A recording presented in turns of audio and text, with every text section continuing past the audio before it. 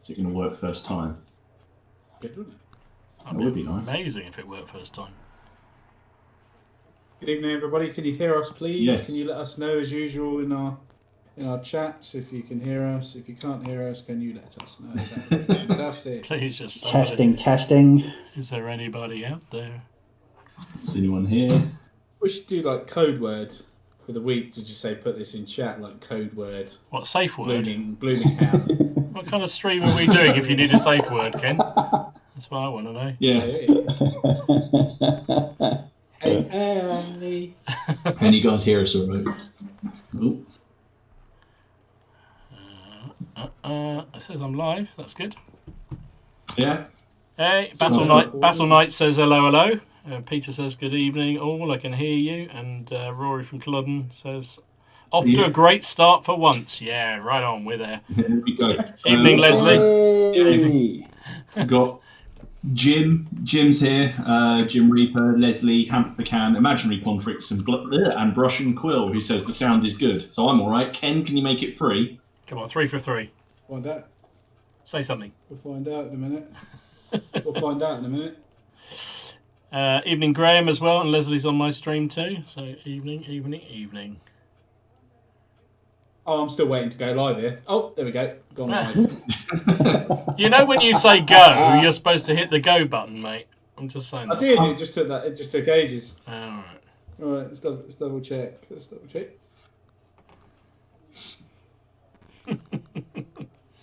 Yeah, we're good. Yay! We have success. It's only 2 minutes past 8 as well. Brilliant. Look at that. gentlemen. There's still time for somebody to Huzzah. drop out. Hang on, there's still time. Yeah, right. Cool. Good evening. Welcome to the Plastic Crap Podcast. Me, Ken from Miniature Wargaming Warriors. I'm joined by my brethren from all over the UK on this beautiful evening. We have one thing in common, and that is plastic crack. So above me is Martin's seventh son. Hello. To my right is Steve from On Point HQ, and diagonally across from me is Boots on the Table Dom in that horrible green 95th rifle. Thank you very much. I wear it especially for you two. That's why I do it. It's only for you two. Evening, chaps. Yeah, so how are we all doing? All good? Yes.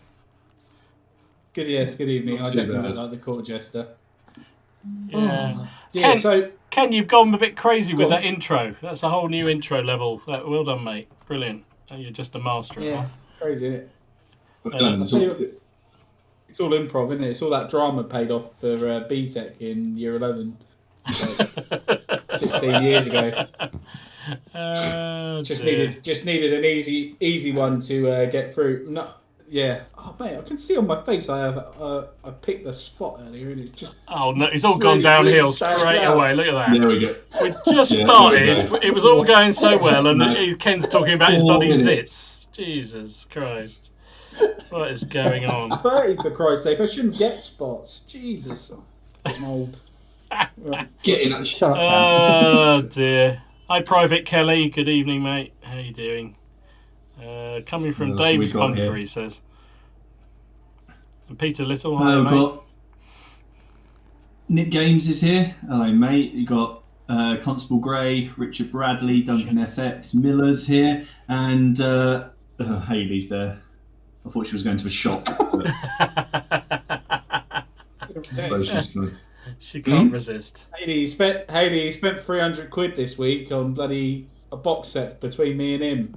Don't trust him. Don't let him out. Zulus. Just say Zulus. I only say that now. It's his last paycheck before Christmas this weekend, isn't it? And I'm already like looking at things, just going, can I? It's Black Friday. That's true. Yes. I did.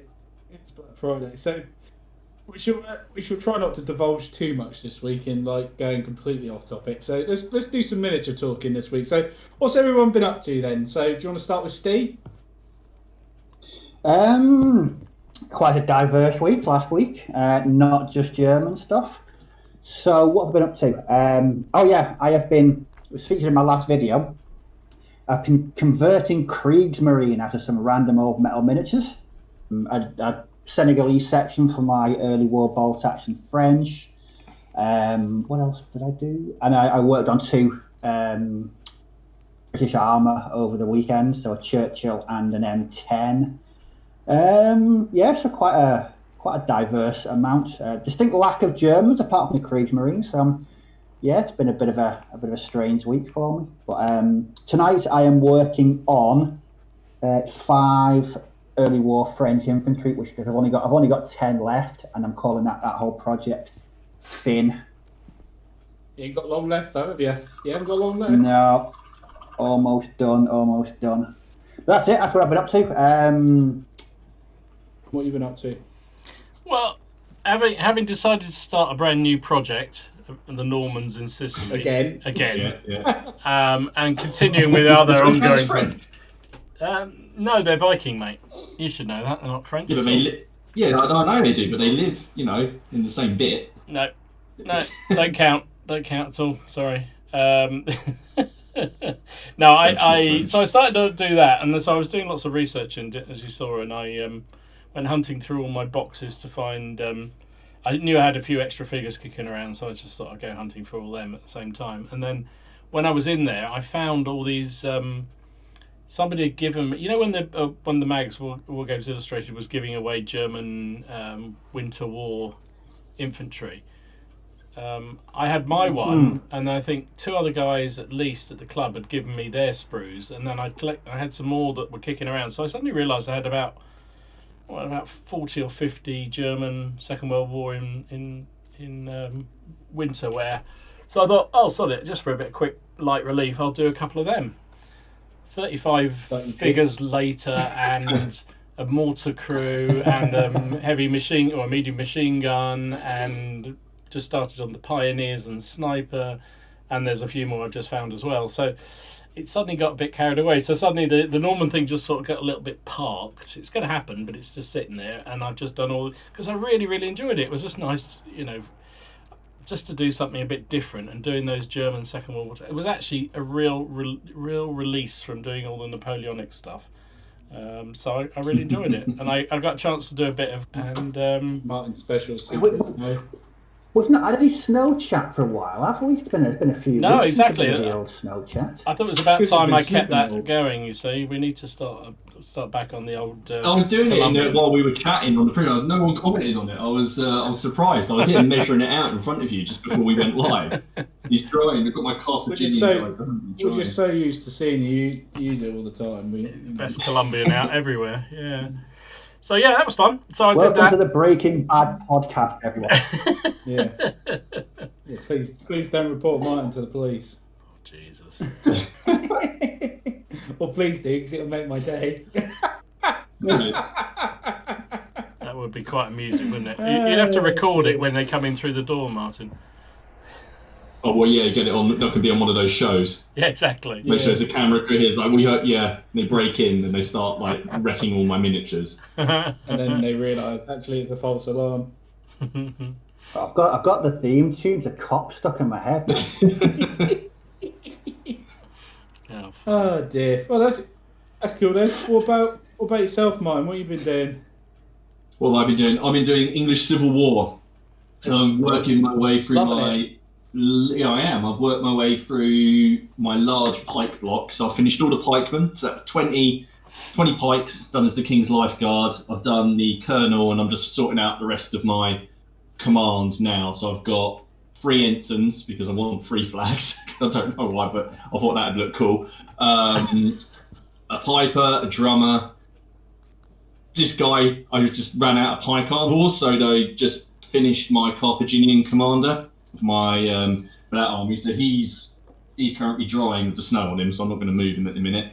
And I've just started painting this model for God tier. It's just something a bit different. So I've got this big old 54mm model to paint up, which is kind of like an ice witch skeleton thing. So just something a bit different, isn't it? Yeah, something a bit different, and it's really good quality plastic as well. It's not very bendy at all for board game stuff. So and there's a lot of detail on it. So I'm trying to do something a bit different. So yeah, that's me. What about you? An interesting week actually. I've been working on my US Airborne, working on them tonight.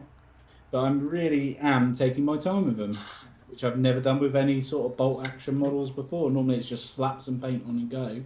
But these guys, I want to make these guys the best models I've painted, so I'm managing to get through them at a reasonable rate. So I'm making sure to probably put, instead of normally 1 or 2 coats, I'm putting 3 or 4 coats of every paint on, just to make sure I get a nice coverage of everything.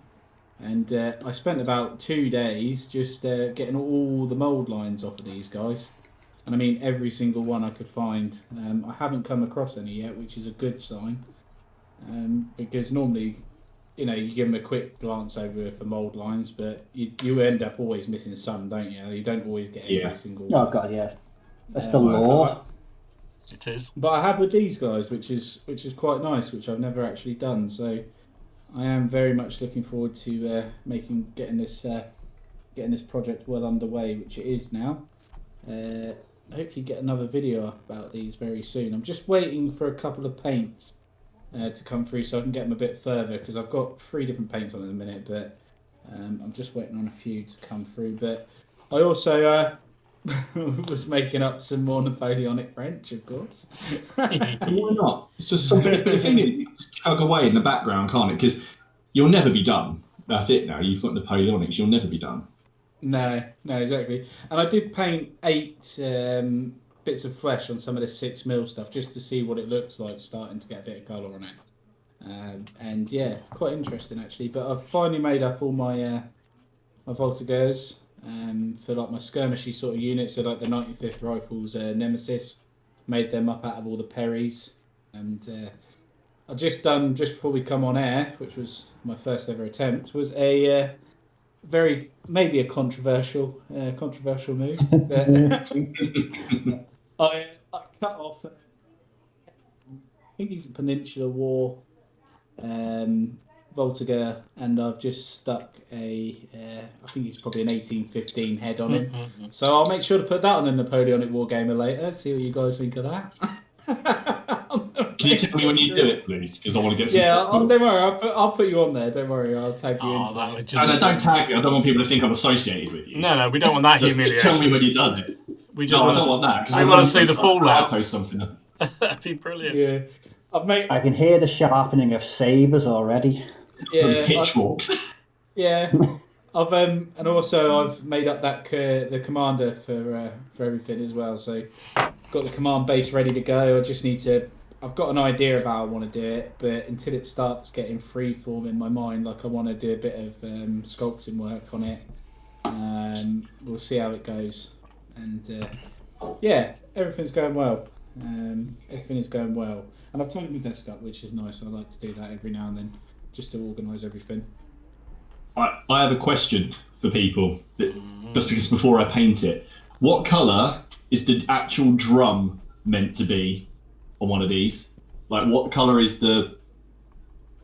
Obviously, the chords and that, I was just going to do red, because it's the King's Lifeguard, but what colour is the actual body of the drum meant to be on these English Civil War? Is it just whatever because there's no red... I'm not entirely sure. What have you done, Doc? I think I've just done whatever... Steve, you did. What did you do? I think I just did whatever I fancied at the time. I don't know that I even really... Yeah, I think I just did whatever. Oh, I can't be asked walking to the side of the room. I'll have a look. No. Miller's in the chat. Hang on. He's there as well. He's the one who's responsible. He'll know. Yeah, Miller will know. Miller, what do I do? Come on. I don't think it necessarily was a uniform colour myself, but there you go. Yeah, I've got the tan on the skin, but Private Kelly in my chat. Particular colour. Like they are obviously like on Napoleonic stuff. It's more uniform, so that's. Private Kelly in my chat says gold or brass. Oh no. There we go. It was me. Brilliant. Yeah. So I don't know whether that's true or not. My back. Oh. My back. Yeah, I don't think you actually went. Brass. Gold or brass was Kelly, Private Kelly's suggestion. Okay, we've got gold and brass here as well. Okay. So there you go. So mine are all wrong. Okay. So's yours, Steve. There you go. It's all fine. Mine's going to be wrong. Yeah, mine too. I don't care though. Wow. Period of time then. What year was these guys? What year?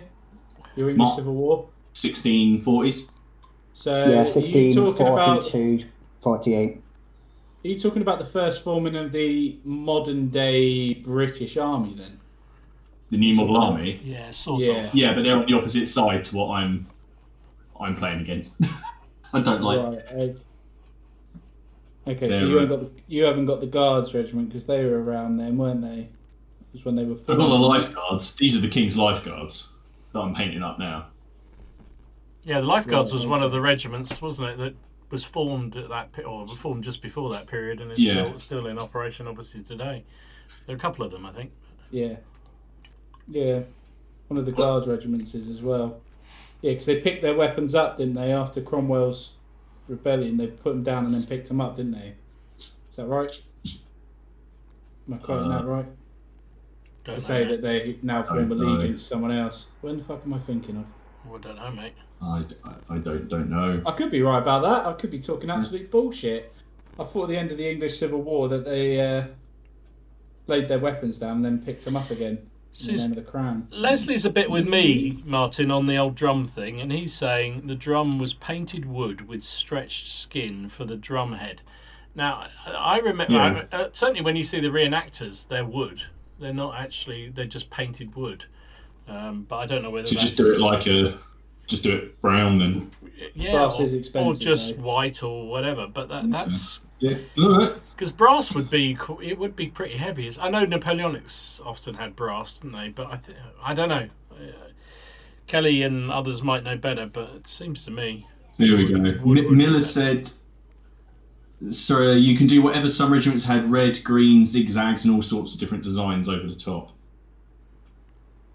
Okay. And then Brushing Quill is just going, which Civil War? Because, of course, it was Oh, don't let him get 4, going. 3, 4, Don't let 4? him get going. If you count the Bishop's War. Something like that. Who else? Yeah. There's been, quite a few people have said hello. There's Ewan and Aaron Lowe are here. Constable Grey, Battle Map, Tabletop CP. Hello. Matt Mail. I think I said Nick Games already, but hello again. I can't remember. Owen Douglas as well. Wow. I have to say, with Travis from Tabletop CP there, has anybody watched his latest video that he put up? I'm going to embarrass him now because he put a Warriors of, what's the name, Elrond thing, game up. And you've never seen a person had the worst, as bad of luck as he did. It literally, nothing went right for him from day one. It was a tough old scenario, which I think he had absolutely no chance of winning anyway. But it just like everything that could go wrong went wrong. It was just very funny. Not for him, I don't think, but it was, and you could just, I was saying the other week about editing a video, and you can feel your voice you can hear your own voice just getting more and more sort of frustrated, and and I could hear it in his, and it was just like, and it was very funny. Sorry, Travis. But it's good. It's a good watch. Ruined it for him. It's a good watch. I enjoyed that. I must get that. Have you played that one? That's the sort of bolt action fantasy. Anybody played that one? No. I've got the rule book and I've got a knight's army for it. I built it using my sort of recycled Warhammer Fantasy Battle Empire army, and then I threw in some.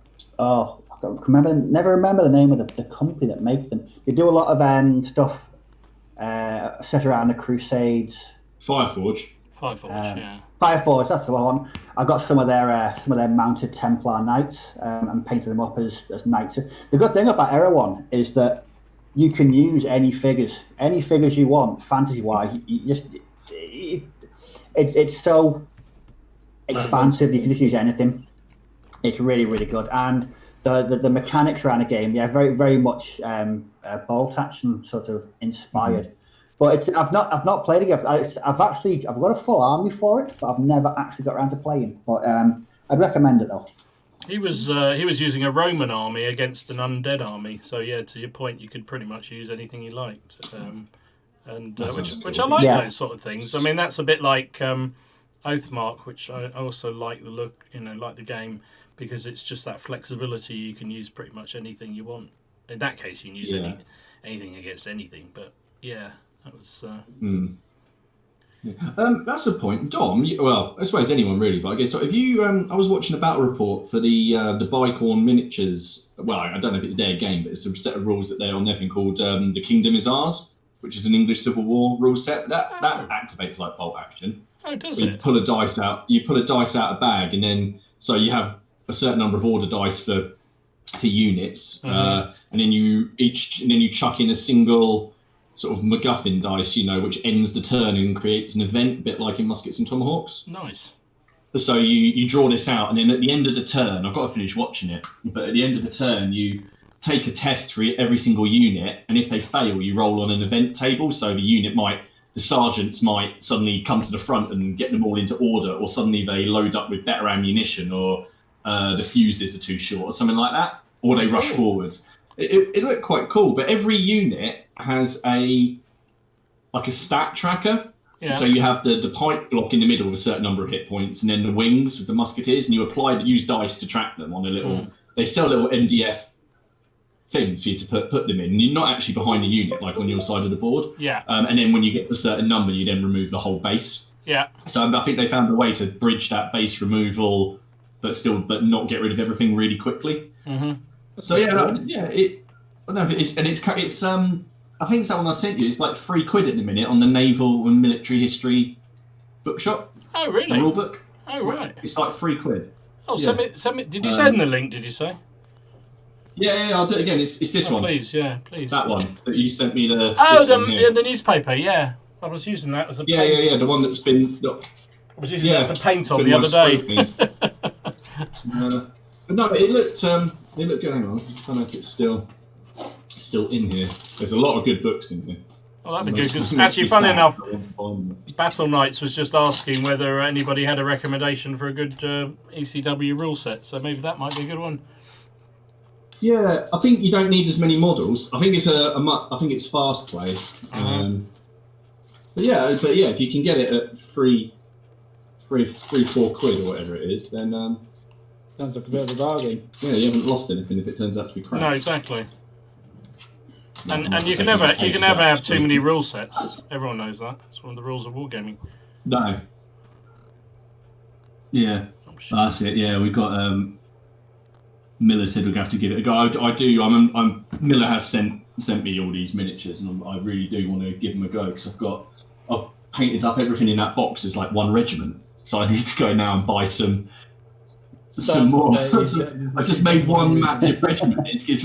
So I've got, because I'm using some. I'm going to do a video on them, so I won't do it. But I'm using some bases that the guy who designed To the Strongest has made, because he's done a rule set called King and Parliament. Because that's another rule set I want to try out. So he's done something for them. So his bases have got this sort of zigzag edge to them. Yeah.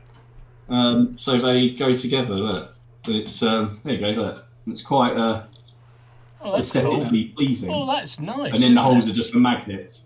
I like that. But what I've done is I've put my command on a separate base for the English Civil War, so they're not going to be so I can move them from at the front where they get skewered to actually at the back. To sort of change things up a little bit. Yeah, nice. See, there'll be a video up in a bit when my flags arrive. Nice. Where'd you get your flags, mine? I went to GMB because I feel loyalty towards him because I've used him for all my flags. And I know the quality of them, and I'm a bit scared to go somewhere else. It's like going to a restaurant and ordering something that you've never had before because you're scared it might be shit. Yeah.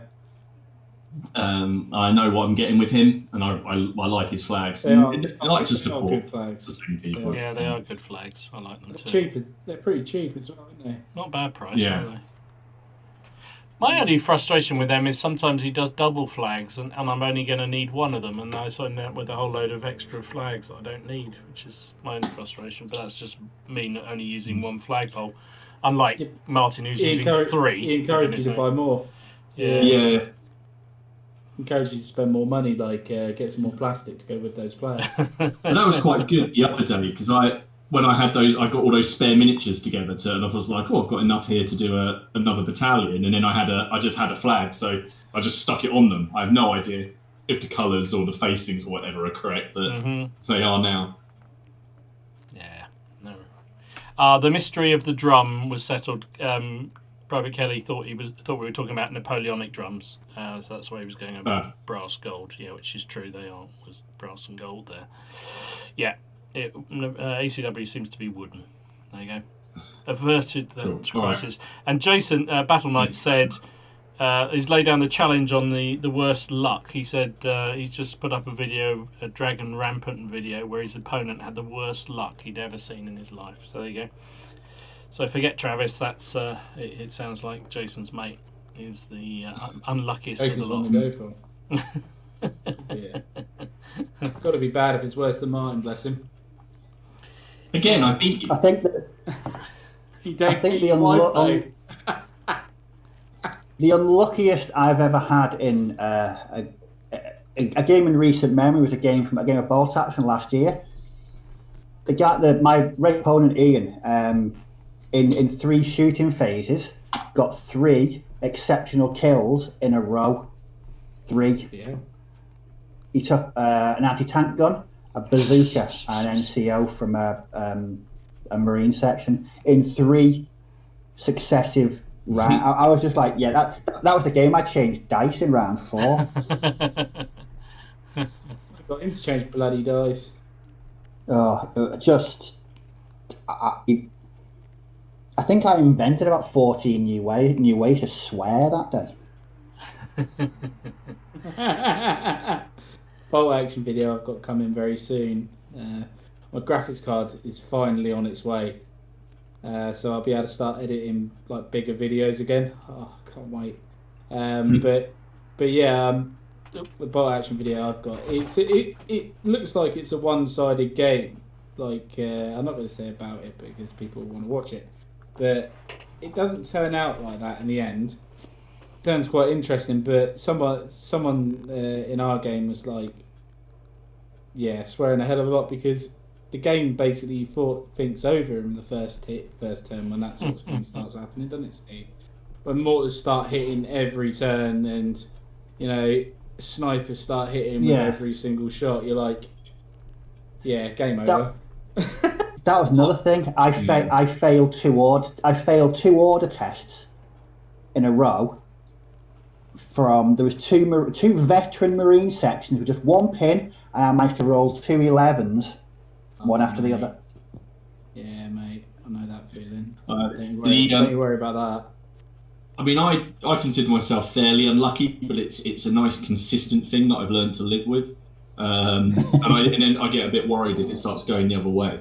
But it's more to do with my opponent's luck. So we went to Warlord Games. My mate, for his birthday, we actually went there and we had a table and a little foyer thing, so we had a 6x4 out there. And we were playing out there, and we're playing the scenario where you've got to get into the middle of the board and then get off with a unit because you get a bit of intel or something like that. And I got in, and I'd already been brutally taken apart, and I was getting off the board, and he just launched a mortar, and it just hit me on a 6. Just as next turn, my next order dice, my guy would have been off. And he just does it, 6, bang, there it went. That's so frustrating when that happens. That is such a frustrating rule, that one. Oh my goodness. What about incidents of just where the dice gods, the planets must align and the dice gods look down upon you for a brief time? I remember I was playing a practice game of X-Wing before a tournament, and it was a list I'd used a few times before, but I dismantled, again, it was Ian, my regular opponent. I dismantled his rebel list. I killed a ship every turn. I think it lasted about 5 rounds, but it was absolutely every dice I picked up and rolled was a hit, and everything he rolled was just crap. And it was one of the shortest and most brutal games of X-Wing I've ever played in my life. We won't see days like that again. No. I can't. I don't know if I ever tend to get the whole game. Something will go really well for me, like I'll get all my orders off and my army will do everything I tell it to do, and it will march and it will take position, and then it will turn, and then they'll miss every single shot. I always found that your shooting's pretty good, Martin. When you played me, your shooting was really good, but your actual movement was shit. But when you got to shoot, it was awesome. You were rolling really well, and a lot of disorders. You did a lot of disordering. You obviously have my problem, Martin. You rolled too high, and that's really not good for the orders phase in Black Powder. Because I had the same problem. I rolled too many 5s and 6s, and it just doesn't work. You just can't do it. Half my army won't go anywhere. It's ridiculous. Stupid game. But that's why we play, though, isn't it? Because it's it's those moments of watching your opponent utterly frustrated and on the verge of tears. There's something really nice about that. Yeah, something warm and glowy. We got some plans for some games coming up, which I have a feeling because I am giving Hayley another game, but I've let her kind of. I say let her. She's asked if she can design the scenario. Okay. So I said okay. Sort of, I'm not offering any kind of advice or anything like that. She understands the rules. She plays the rules. She gets it. So we'll see what happens. I guess I'm a bit worried. I suspect a major role for the 95th somehow. Yeah, the 95th Rifles are bivouacked in this church, and then it'll probably just be like an episode of Sharp. Yeah, it will. And I'll be And probably then, because her new love is the cavalry, they'll come into play in a big way. So you'll have 95th and the Dragoon Guards coming. Sharp's bedded a lady in this church. He's found a new lady friend, and the whole objective of the game is to get the lady friend out the back with half of them getting spotted by the French cavalry. It'd be quite funny. It'd just be really good. I mean, to be fair, if you were a lady and you see Sharp, the best thing to do is to not go near him because they all die, don't they? Yes. Like every single. It's not good. Don't go near him. Don't marry him. Ever. Yeah. What's your name? Major Richard Sharp. Yeah, fuck off, mate. Yeah, I'm off. I'm off. See you later. I've seen the red shirts in Star Trek. I'm giving this one a miss. Yeah. Yeah. Oh dear. So we had a couple of discussions about the worst dice. So Culloden painting. Rory said worst dice rolls I've ever had was playing 40k 4th edition in the early 20s. Landed a demolition cannon on 5 Chaos Marines. Required +2+ to kill them. Rolled 5 1s. There you go. And JP, who does brilliant Napoleonic games with his young son Charlie, he said, I think my old guard managed to roll 5 1s in close combat on 5 dice in one of the most recent Napoleonic games. But that's just because Charlie rolls just amazing dice. I don't know how that happens, but he does. It's extraordinary. That's one of the fun things about the game, right? And it can be frustrating as hell at the time. But it kind of is all those things that you think about afterwards. You think, oh, geez, that time when I just couldn't roll a thing. But it can be really annoying. Sometimes when you do roll, they're really nice, isn't it? Well, yeah.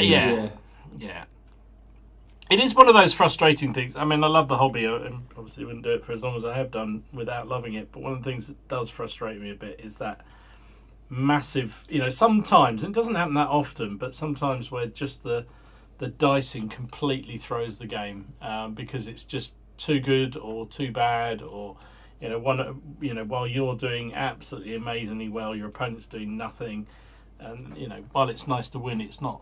You don't want to win at all costs, do you? And sometimes you just think, oh god, that game wasn't as much fun as it should have been because that dicing was just far too. You both need to have fun, don't you? That's the whole point of it. Close games are the best games. Yeah. Close games are the best games. 100%. Definitely. Oh my goodness. I'm trying to put together some Victrix British foot artillery. There's no instructions, and I'm really not sure how they go together. There is online. Oh, was there? Oh, blimey. I can't do that. You've got I'm on a to stream. I website. can't put it online as well. God damn. You got your phone? I can't. Ken, how far do you get with your Victrix British?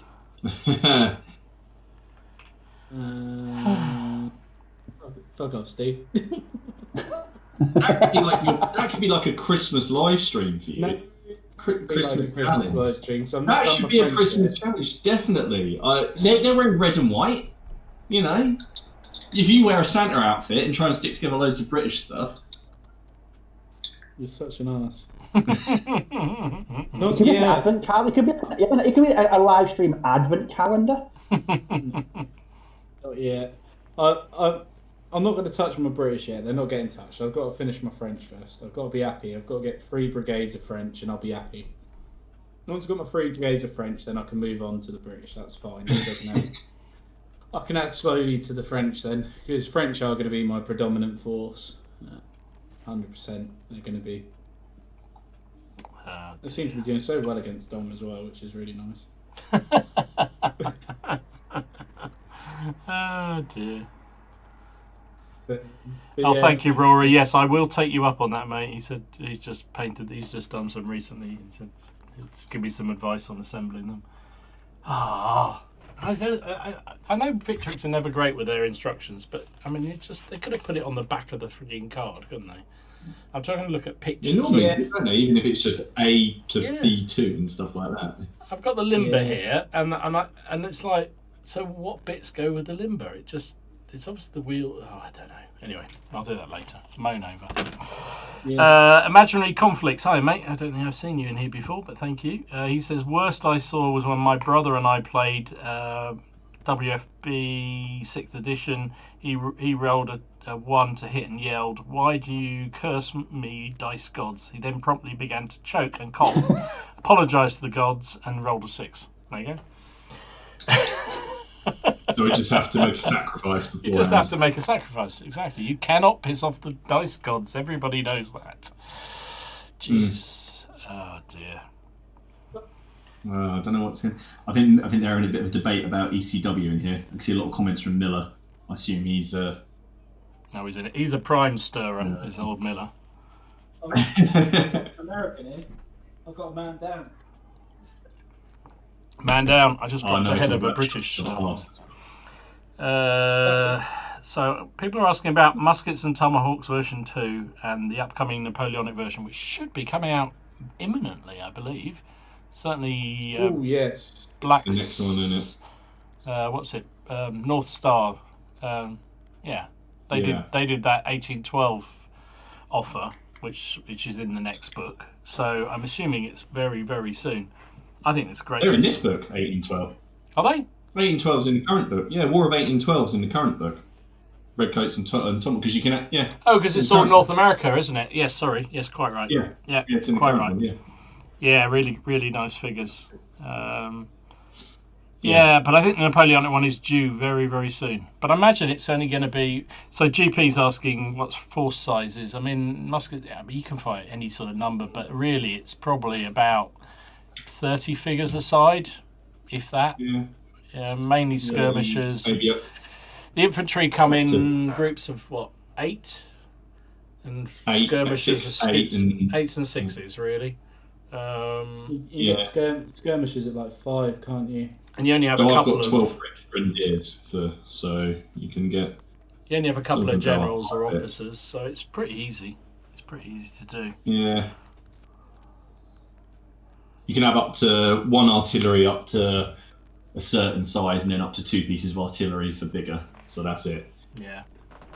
The beauty of it, I think, is that you can play muskets and tomahawks with a small number of figures, and then you can build up a little bit more and play sharp practice, and then you can build up a little bit more and play black powder, and effectively the same troops you can use just by increasing your numbers a little bit to play the different games, and they're all good, I think. But you just need that little bit more for sharp practice, and then a little bit more still for black powder. But I think Musket and Tomahawks, I think it's a really clever game. My only criticism of it is it's really hard to get a result. Well, it has been in the games we've played, because the scenarios are quite involved, and you don't move very often or very far. Unless you're incredibly lucky or you burn a lot of your bonus things. So it can be quite. Although you're supposed to play on a 4x4 table, so it's quite small. It can be quite difficult to move across the table, especially if your mission is to get from one end of the table to the other, or get to the middle of the We table. found that last time. Yeah. Really hard to do it. So I think that's the Yeah, only. we struggled, didn't we, Dom? Yeah. So I think it's a great system, really clever, but I think that's my only criticism of it. Because I've got like the French Canadians. I've got loads of Native Americans on my side. They move really bloody quick though. They've got, they move because it's 4-inch standard, 1 inch for scout, 1 inch for native, and then if there's no enemy within 12 inches or 24 inches, I think they get another inch or 2 inches on that. Yeah. So they move really fast, which it's different though. That's what's good about it. Yeah, I like it. You forgot to throw your tomahawks there, didn't you? Yes, I did forget to throw the tomahawks. But I had one guy. I had my Sancham. He came running out and saw off a whole unit of Rangers, because we've mixed the time periods slightly. Because I've got a French Canadian force for the French Indian War, and my mate's got American War of Independence. Mm-hmm. So, I say we mix the periods. We're talking 5-6 years, not a massive amount of time.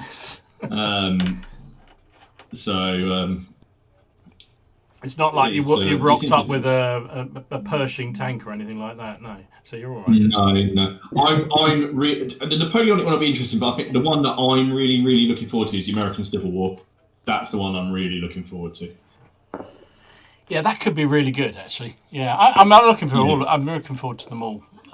But yeah, I think that could be fun too. Style World War One sort of scenarios, like troops, or is it just would it not work with that, like trench warfare? I guess it would work. Thinking because apart from the one where you got to get off the other side of the board, yeah. Yeah, that could be tricky. Yeah, yeah, I don't see why it wouldn't. yeah. It's just because I was just thinking, because obviously you get up close and personal in trench warfare, don't you? You've got a bit of shooting, haven't you? And I was just thinking, it just popped in my head for some reason. Yeah, it could be pretty cool. Yeah. Oh, Little Legions is in the house. Hi, mate. How you doing? GP says he saw the North Star 1812 offer and was bloody tempted, but he's hankering after some Peninsula skirmishes. Yeah, it's fine. I agree. That's going to be great. And Peter, I did buy some 1812 figures. You're quite right. I admit it. I did. I did. It's the little shiny things. I got to buy them. They're nice. I did buy some.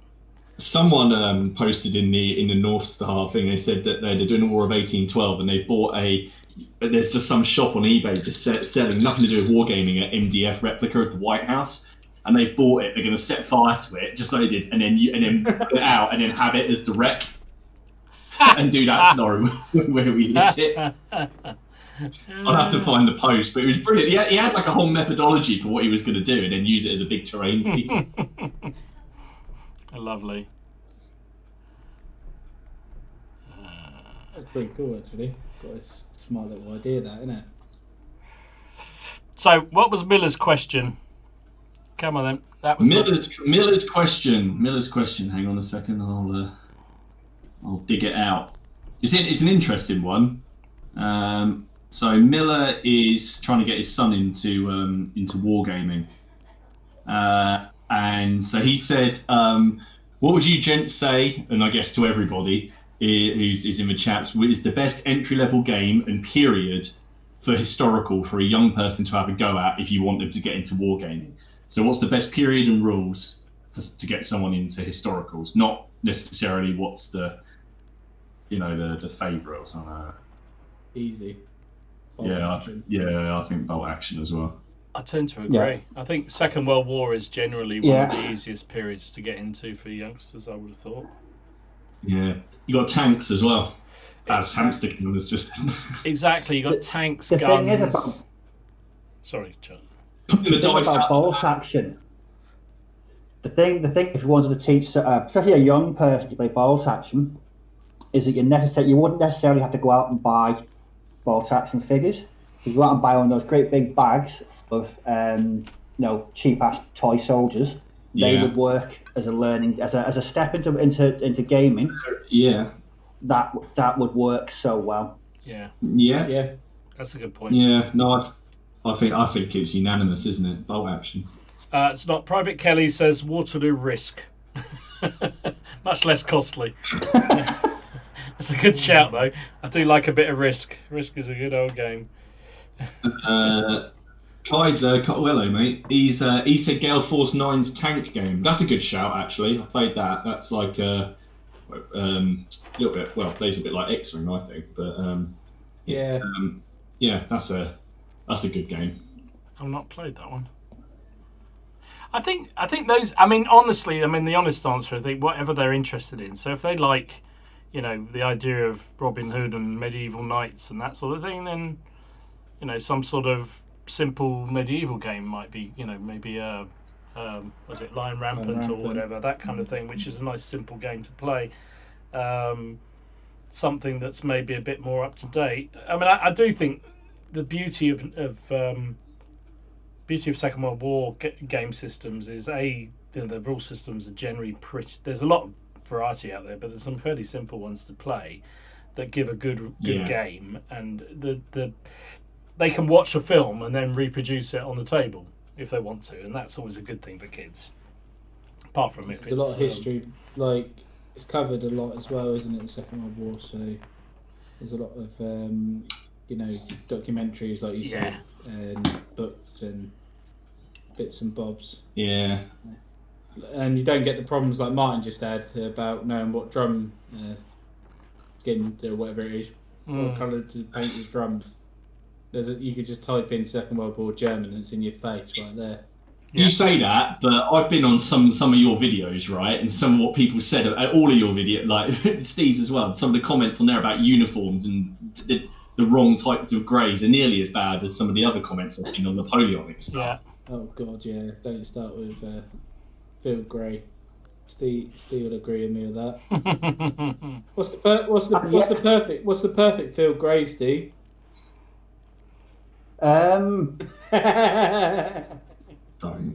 Depends. I like the way I paint field grey is I think it's, or I just use, strangely enough, I use Vallejo field grey.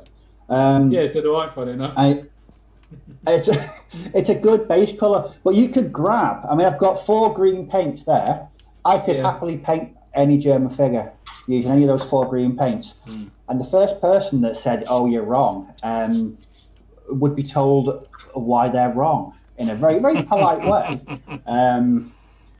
But that's what they'd get told. No, I just think that with World War II gaming, there does to be a slight less button, or as far as I found, less button counting or less, stitch watching or whatever you want to call it. You will get people who. Yeah, there will be people. Do you know what? Actually, just talking then about those plastic toy soldiers, I've got an urge to paint up a bolt action army just using those plastic toy soldiers. Quite interesting. Ooh, that'd be fun, wouldn't it? Maybe that could be a Christmas Day thing for you. Well, not Christmas Day, but like a. Is an interesting one though. Like you were saying with that, Steve. You imagine you could, because field grey, am I right in saying, you could realistically, instead of just painting with that Vallejo field grey, like you said, you've got 4 different colours there. If you're going really late war like Berlin, you could paint up 30 men with a mixture of all 4, couldn't you? And just that'd probably be more realistic than them all being the same colour. Any greens, any browns, and if anyone says otherwise, just say, if you can point me in a reference where everyone had 100% matching uniforms in the latter days of 1945, you're a better man than me. But I think that's what I like about painting Germans and ball taxing, though, is that I don't have to spend hours poring over historical reference material. I just paint them how I want them to look. It doesn't really bother me. I did that with my late war Hungarians. I did when that Budapest book came out. I did a Hungarian army, and I did exactly that, Steve, because I was looking through some books, and like one. They had all these pictures of them, and because obviously it was a siege situation, it was the end of the war for them, and they were equipped with anything they could get their hands on. So you see people wearing, mid-war German uniforms. You've got the Hungarian, army uniforms. Plus you've got people wearing Russian uniforms, and so I just did the whole mixed bag. And actually, I really liked the effect. It looked really good because, I think on the tabletop it looks really good. That's what I found with my Germans. That I've not got a uniform colour scheme. I've got the base colour that I use, but I'll throw in different coloured trousers or helmet covers or slightly different tunics, and it just gives it that sort of ragtag, like on campaign look. And I just think as from a painting and modelling perspective, it's just a blank check to do what you want. There's no. There's no adhering to a definite colour scheme, which is again which is why ball taxing really does appeal to me. I can't remember who it was now. Someone put a really good picture up on one of the Facebook pages, and it was of some museum somewhere. I don't know where it was, but it had all these German tunics on it. Just all the whole. It was about 20 of them all together, and not a single one of them was the same colour. They were all completely different. Was Paul. Oh, was it Paul? I think that might have been Paul. Oh, I think it was Paul. Yeah. Yeah, he put it on my Facebook group. If you post that picture in the Bolton Facebook group, though, it gets deleted because it's been posted that many times. I made the mistake, and I took 10 minutes of haranguing, and I just deleted the entire post and thought better of it. And guys, a serious conversational point here. Do we have a yellow card or a red card situation for the commenters on this channel? Because I'd like to seriously consider Peter for this, because he said, how about being brave and teaching a youngster SPQR? I think that's a definite yellow card offence. You know what? I thought he was being genuinely like serious. I thought oh no, we can't actually moderate.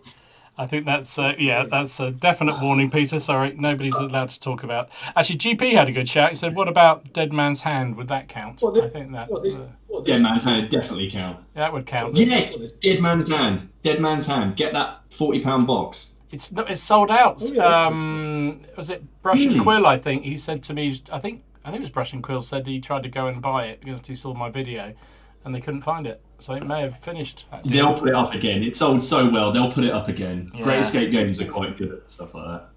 What are you doing? SPQR. Smelling my SPQR. Oh my God! You get that new sake. smell because I haven't. That's the only use for that book, Ken, is to sniff it. To be frank, sorry. Yeah, it's got that. It's just a pile of junk.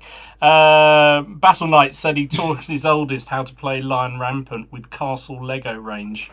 There you go. Anything's possible, right? Anything's possible. If they're interested and they want to play it, then brilliant. Oh, another shout would be. Oh no, it's not historical. I was going to say Blood Bowl, but yeah, forget I ever spoke. Steve, there's a new edition of that just coming out. It's just hit shot. I've not even finished painting the first one yet. Yeah. It's just too slow. Um, It's taken me three years to paint 8 orcs. Tell you what, though, lads, I am looking forward to. We don't mention it. We haven't mentioned it for a while because we tried to keep off the old, the horrible situation that's going on. But I'll tell you what, it's looking more and more likely next year we're going to be able to meet up. All of us. It does looking more and more likely, doesn't it? Yeah. It's looking good. Yeah, that's true. I think it. You don't want to wish it. You don't want to sort of trust fate, but there's. It does seem like this is going to happen. So I said it to Hayley. I said, oh, you know what you were saying last week is, you know, we were joking about or were, you know, about, oh, we should all meet up for a week or a weekend. Did you know what she said? Do you know what she called it? She goes, what is it? CrackCon. name? Quick What's copy, a name? patent that one immediately. I love it. CrackCon. Can you imagine that? CrackCon. Trying to I like advertise that one. Jesus, that's a brilliant, On the Hayley. Well radio. done. I think we get a different sort of people turning up. Welcome to CrackCon 2021. Welcome to CrackCon. You give a little gift bag out like they do at Salute. Here's your Is Snow? Is your Colombian special? Here's your little bag of crack. Can you imagine the look on their face, like when they go into it and it's actually citrus snow from that. Yeah, mate. I'll tell you what though. I know we keep saying it, but I would very much like to hire a hall. I would very much like to do that and do like a whole weekend. Yeah, I think that'd be awesome. It would be fun, actually. It would be real. Just fun. think, whole sessions on basing vehicle tutorials. It'd be like heaven. Oh, brilliant, wouldn't it? Led by you, Steve. Led by you.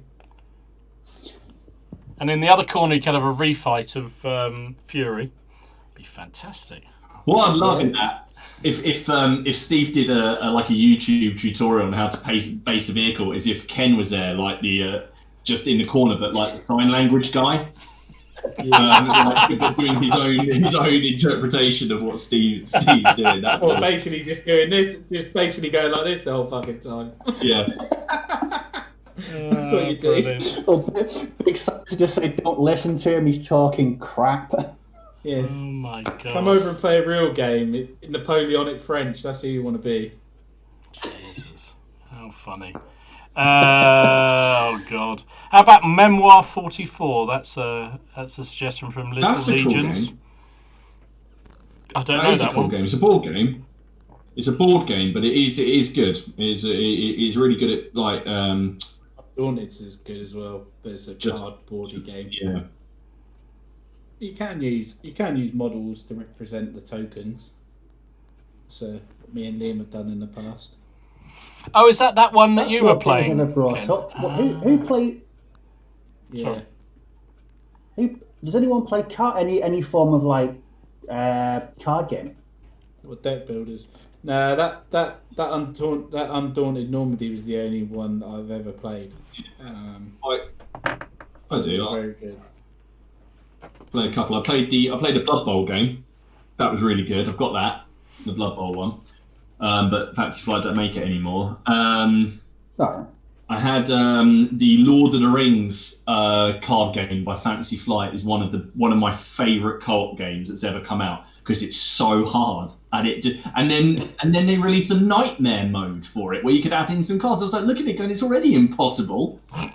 And then they added in, but it was really good because it was almost there was character progression. You could carry on your decks and you work together to against the game. And I really, really liked it. You're not necessarily the Fellowship. You're just other characters in Middle Earth. You could take Elrond and Galadriel and people like that out and you actually have like a quest to fulfill and little tasks to do, and you really do get a sense of urgency about it. So that's definitely a good one.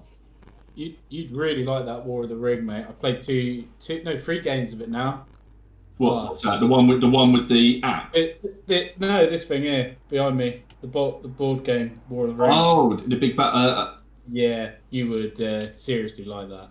You would absolutely love that. He's so good.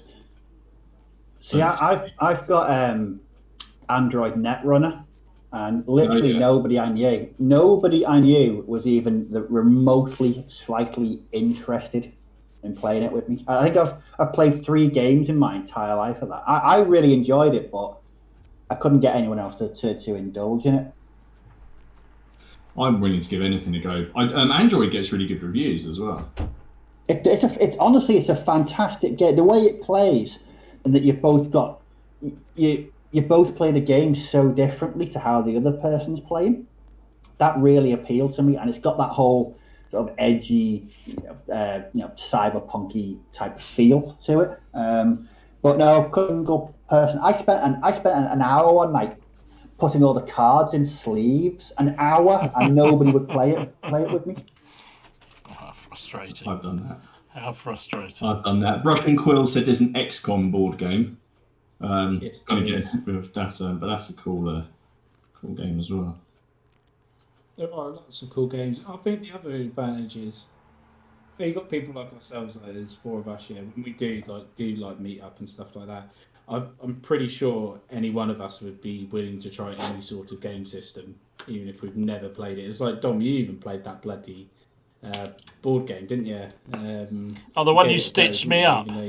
You stitched me up. Yeah, that one. You and Liam absolutely stitched me up like a kipper.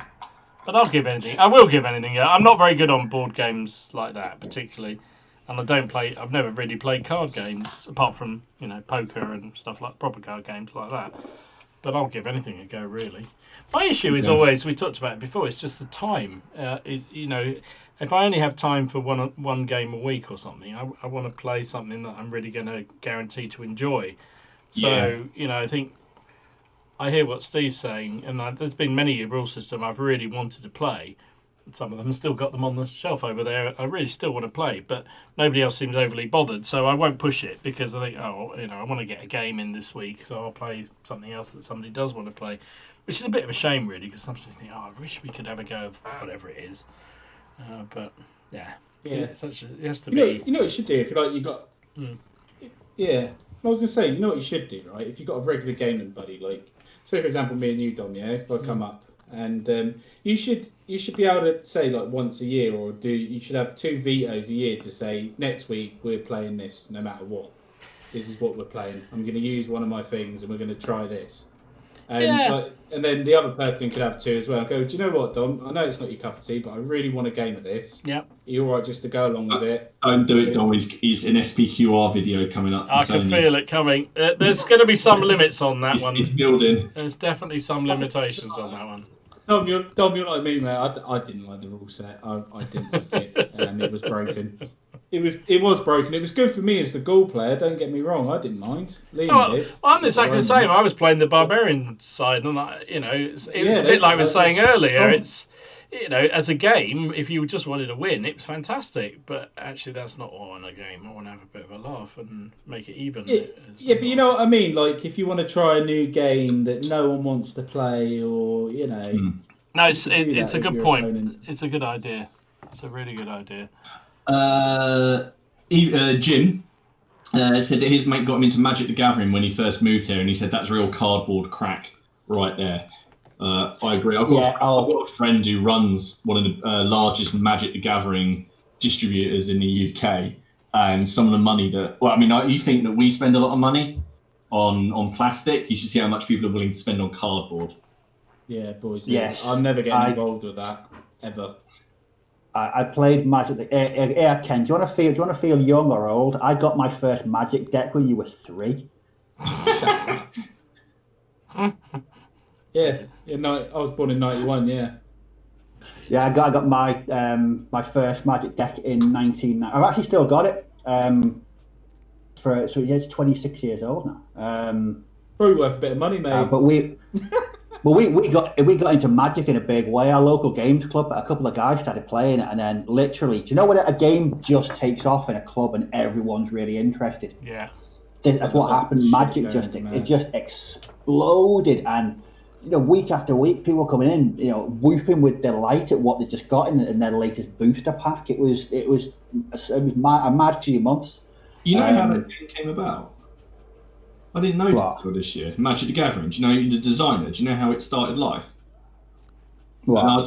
Basically, it started life as like his maths dissertation. It's a little bit more involved than that, but it was all about probability and basically stuff like that. And his final part of, someone's probably going to correct me here, but how I understand it is it was part of his final design, and part of his dissertation was this game, and it was all to do with probability and min-maxing and showing like deck building and things like that, and then he just turned it into his business. Good for him. That's how I understand. I'm sure it's a lot more involved, but that's how it was explained to me. Pretty cool. I'd love to start playing again, but I've been out of. I think the last time I tried to play Magic, because Magic's the only game that me and my brother will actually play. He's not a gamer at all, but we both enjoy playing Magic. Yeah. I think we tried must have been about 10 years ago. But there's been so many additions and expansions. I have a look now and I'm completely out of the loop. I've got no idea. Yeah. I've actually got on the Xbox, but but I always feel cheated when I play games like that against a computer. I don't trust it. But no, it's a good game. It's just I just think I've been out for far too long. I wouldn't know how to get back into it or where to begin. We tend to play it once a year when we go and meet my cousins on holiday because all their kids play. But even though like they don't, we just don't seem to play any other time of the year. We just play when we go and meet up once a year. Even though they live around the corner, we always play when we go and meet them on holiday. So. It is a. I mean, Pokemon's a massive thing at the moment, isn't it? With her phone.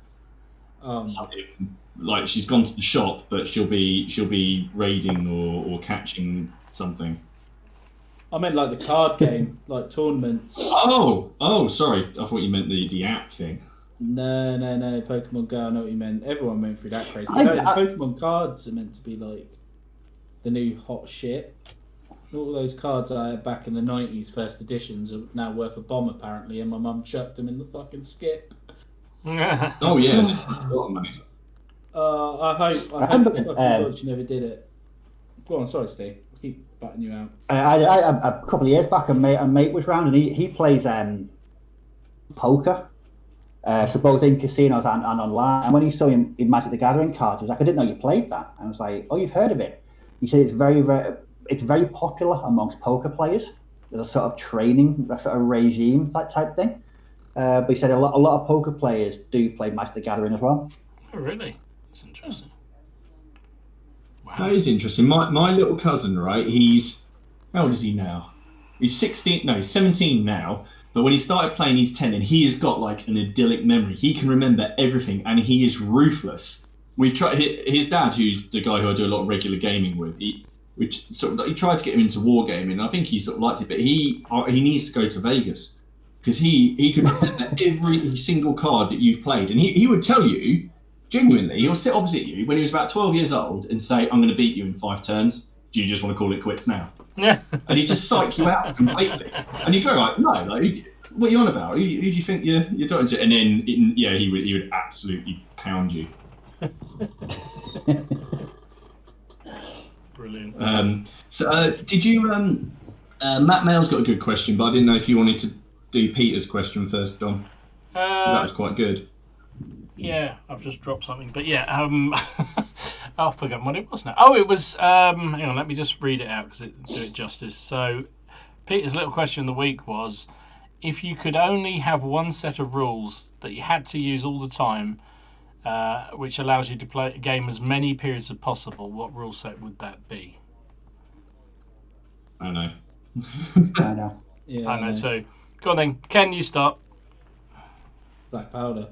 Yeah. Pretty much, or isn't it? If you weren't into weapons like guns, it'd be Hail Caesar. Well, it's the same system basically. It's the same system. That's it, isn't it? It's sort of like they've done it, haven't they? They've done multiple periods. Yeah, but I tell you what though, I've had some people recently comment on my getting into Napoleonics video, and I say to them, fair play, that's your opinion and all that sort of jazz, but. Everyone keeps saying, I've had it a couple of times, people said, I really enjoyed the start of your video, the first 6 minutes, then you said 2 words, black powder, completely turned me off the video. And I'm thinking, okay, fair enough, right, okay, and I'm thinking, you're saying that probably as a more veteran player, and that's kind of like how I replied to it, but I said, for somebody just getting into the hobby, I said black powder is really good because it's very basic, and then they can expand to different rule systems. Yeah. I don't want someone to come in and do Napoleonics and then jump into a rule system that literally is down to so unforgiving. There's so many different rules and it's got no flow unless you're a real veteran. So I don't understand those comments sometimes. If someone could explain that to me, then I would agree. But they can't really put a fight up for it. And I'm like. I had one the other day that was very similar, just saying that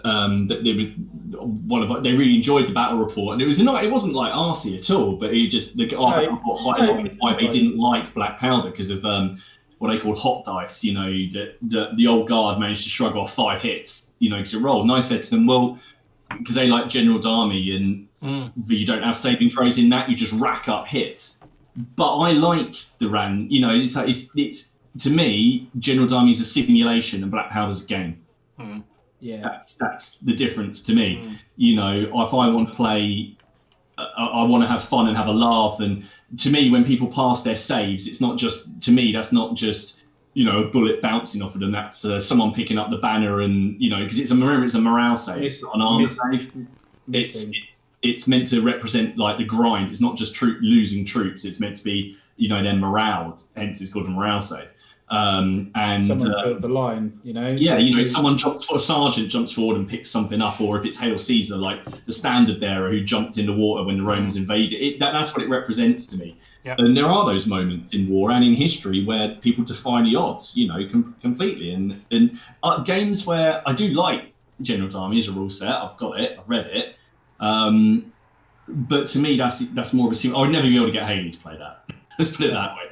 You know, and to me, that's from the more serious player who wants to really reenact those battles in the way that they were played. I wonder if, I don't mean to sound horrible, but do you think it could be the fact of like you were just describing that there? Do you think it's like an imagination sort of thing?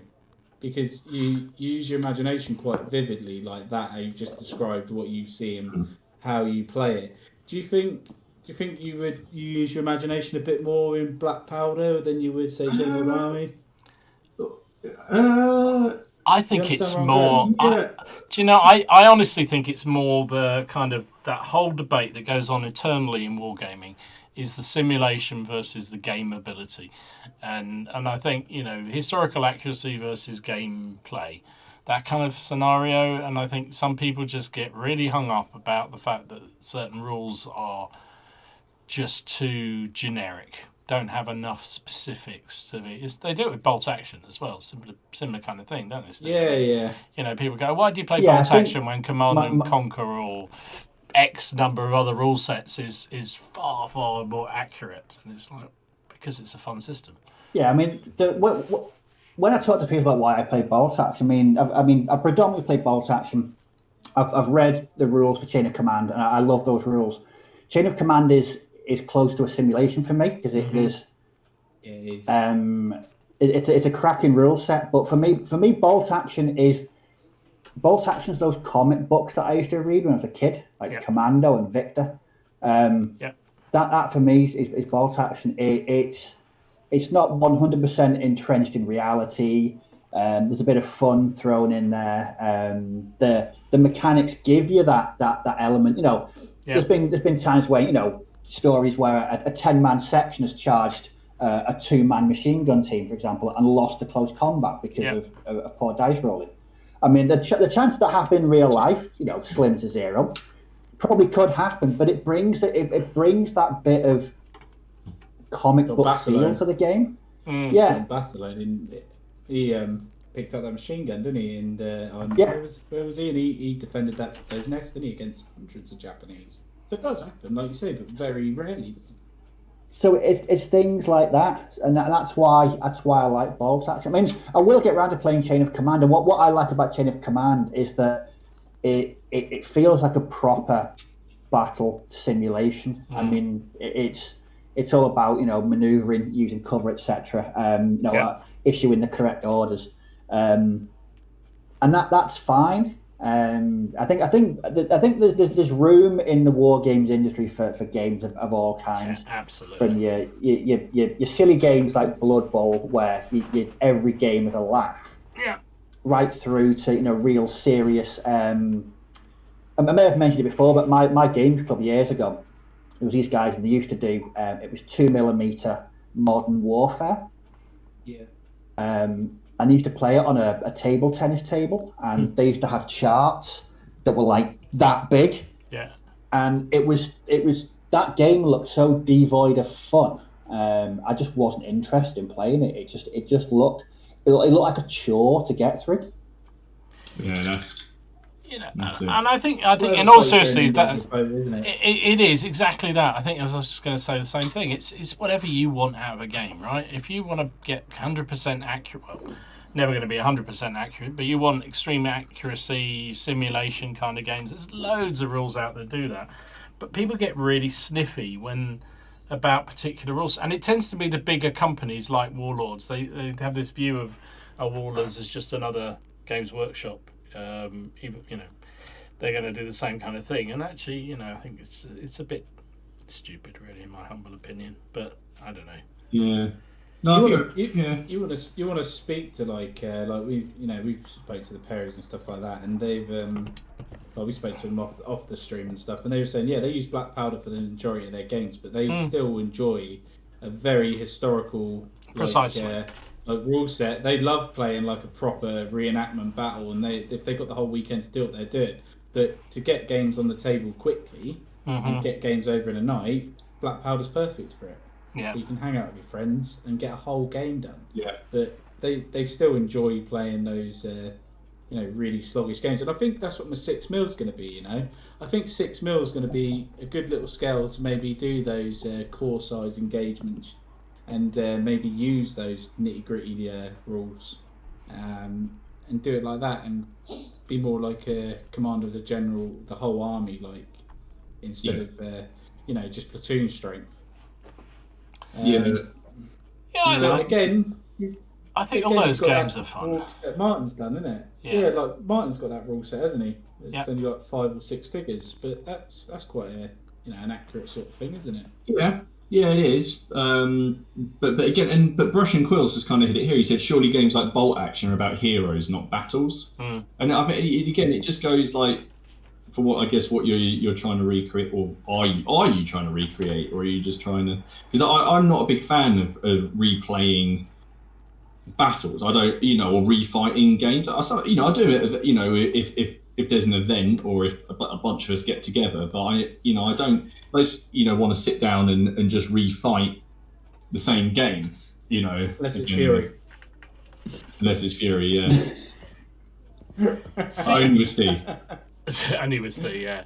Do you know what? I'm actually the opposite. I do love fighting those refights. I actually think it's, for me, it's as much the time element of playing, to set up a proper inverted commas, a big refight battle using an involved rule system is probably going to take you several days to set it up, play it, and then get some kind of result. Whereas, I think for all of us anyway, we're playing in the evening, after work, you got a couple of hours, 3 or 4 hours at the club or at somebody's home, and you want to have a good fun game, and you want to have time to have a chinwag and a bit of a laugh while you're doing it. And that's not to say you can't with those sort of more historically accurate games, but they are so much more involved and so much slower that you're never going to do it in an evening. A permanent table, innit? Yeah, exactly. You need a permanent table, like we got a permanent table. You can do that. You can have a permanent game on the go, campaign sort of thing, but then dip out in other games. That's the plan for me. I agree. No, I think I don't know if I sort of explain myself quite right. Like I do. Like if I was going to I suppose me and my mate have built this stuff up to refight Towton. I suppose, but like if you're going to do it, but but like you say, like if you just want to crack something out in an evening.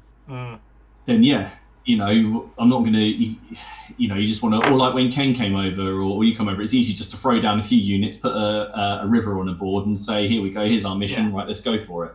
Yeah. Agreed. I think you hit it spot on. Actually, Kaiser said, what about Bolt Action, because you can skirmish just about any period with minor adjustments. I think that's probably a fair shout as well, actually. Yeah. Because one thing to remember about Bolt Action is that you're fighting a very small. Your tabletop is one part of a very big battlefield. Yeah. That's the way I always think about it. It's not one confined, unless you're playing like Firefight or a real small scenario driven game. I know some people. I think somebody left a comment on one of my videos saying. Because in Chain of Command you don't have artillery on the battlefield. No, it's all artillery, isn't it? I think, but in Bolt Action you do. I mean, you have 88 and you have quite big artillery pieces, which in theory you probably wouldn't have that close to the action. No. But for me, it just gives me the opportunity to paint up some really cool stuff and get them on the tabletop. I mean that for me, that's the essence of why I paint and why I game. Yeah, agreed. Yeah. You can enjoy your toys. Although, of course, Yeah. the cynic would say it's one of the reasons is that warlords can then sell you models that you don't really need on the battlefield for that scale, but which is also probably true as well. It wouldn't just be warlords selling them though. To be fair, everyone sells them, don't they? Yeah. Yeah, it's true. What can I say? I'm addicted. Oh Yeah. yeah. Yeah, Tell you what, Yeah. I'm loving these paratroopers. yeah. Pretty think cool. it's- I am very much enjoying these. What else we got? Again, Remember at the start staring at my friend. the start of the thinking, podcast, Mm-hmm. Yeah, go on. I said, so at the start of the podcast, I said I was painting some early war French. Have you moved over to Germans by any chance somehow? No, I'm painting these European SAS. Oh, nice. Oh, okay. Nice. I've forgotten how nice these figures really are. Oh, excuse me. Can I ask you guys something? Yeah. How many layers on flesh or bone would you say is too many? There isn't too many. Okay. Why? Are you going I'll a bit? take Correct You're a answer. bit obsessed, are you? I think 3. Yeah, I've started. I'm working my way from purple to very very light grey white. Oh my god. Just to have like an undertone of sort of Yeah. magically icy looking. Well, not icy looking, but Try It's- glaze.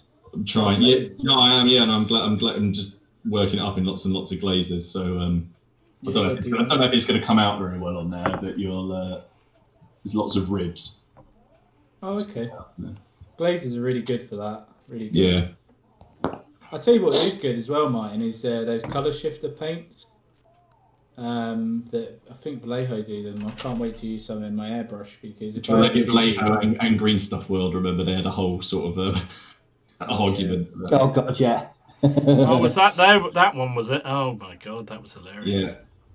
Yeah, the colour shift paint.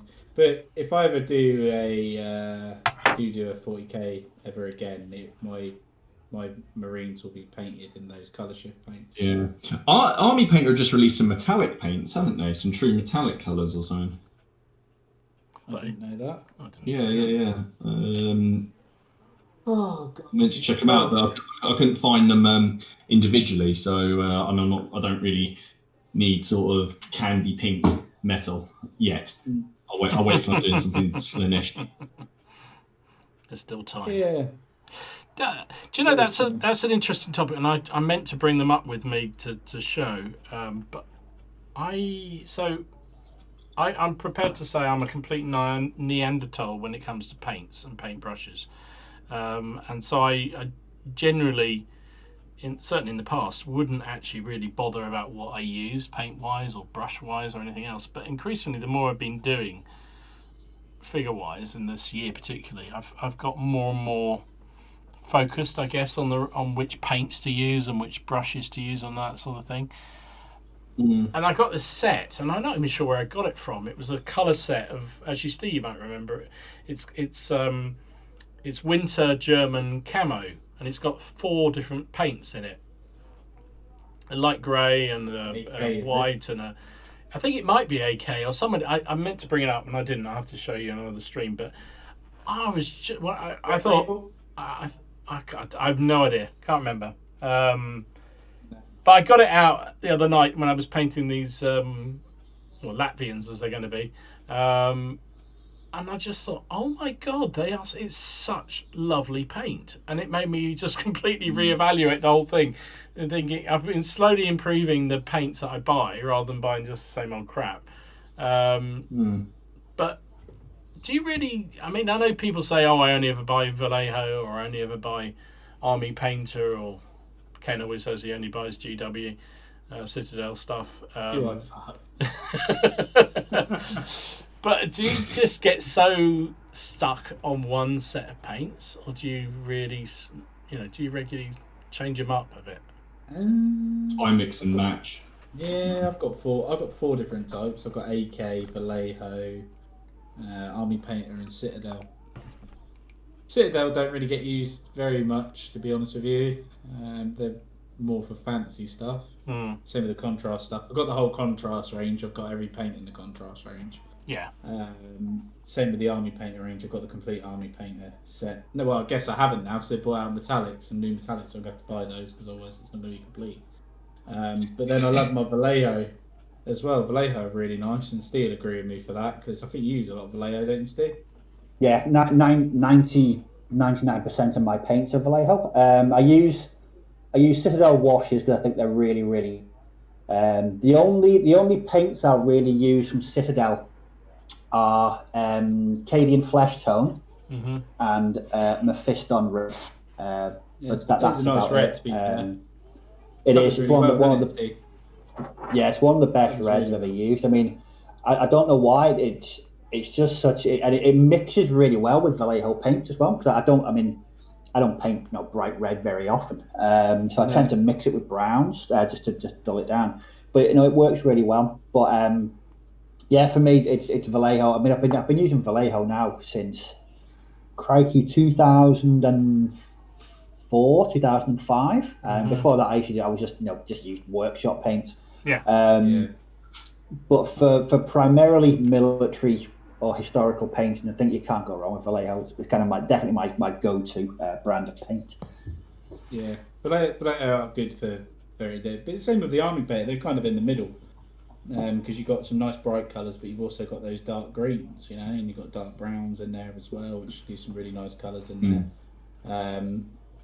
But then you've got some vibrant purples and yellows, which is quite nice, and oranges and stuff. But yeah, the other thing as well, the army painted stuff is gel-based paint.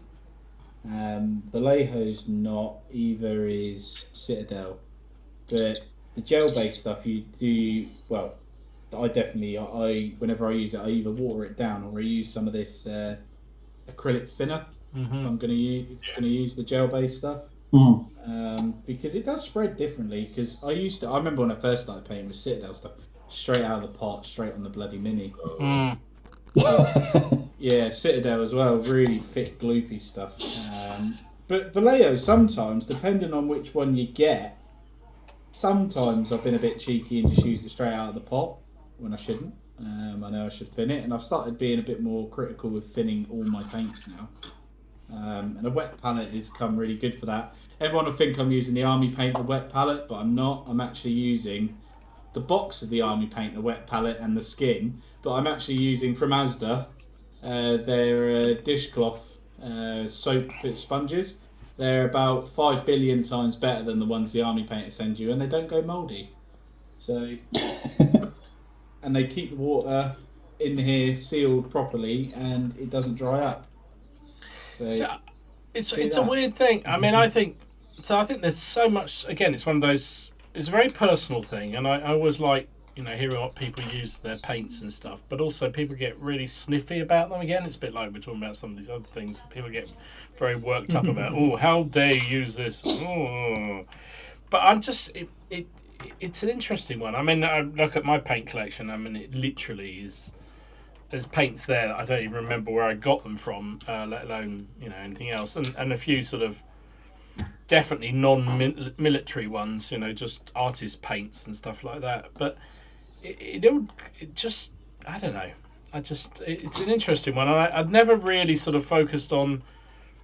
It's the pigment level, isn't it? It's the amount of pigment they have in them that makes the biggest difference. And some of them have a lot of pigment, and it makes them really, really strong and good. Jupitertown Hobbies did a really good video. Brent over in America. Yeah, he did a really good video about pigments. Hello, Hayley.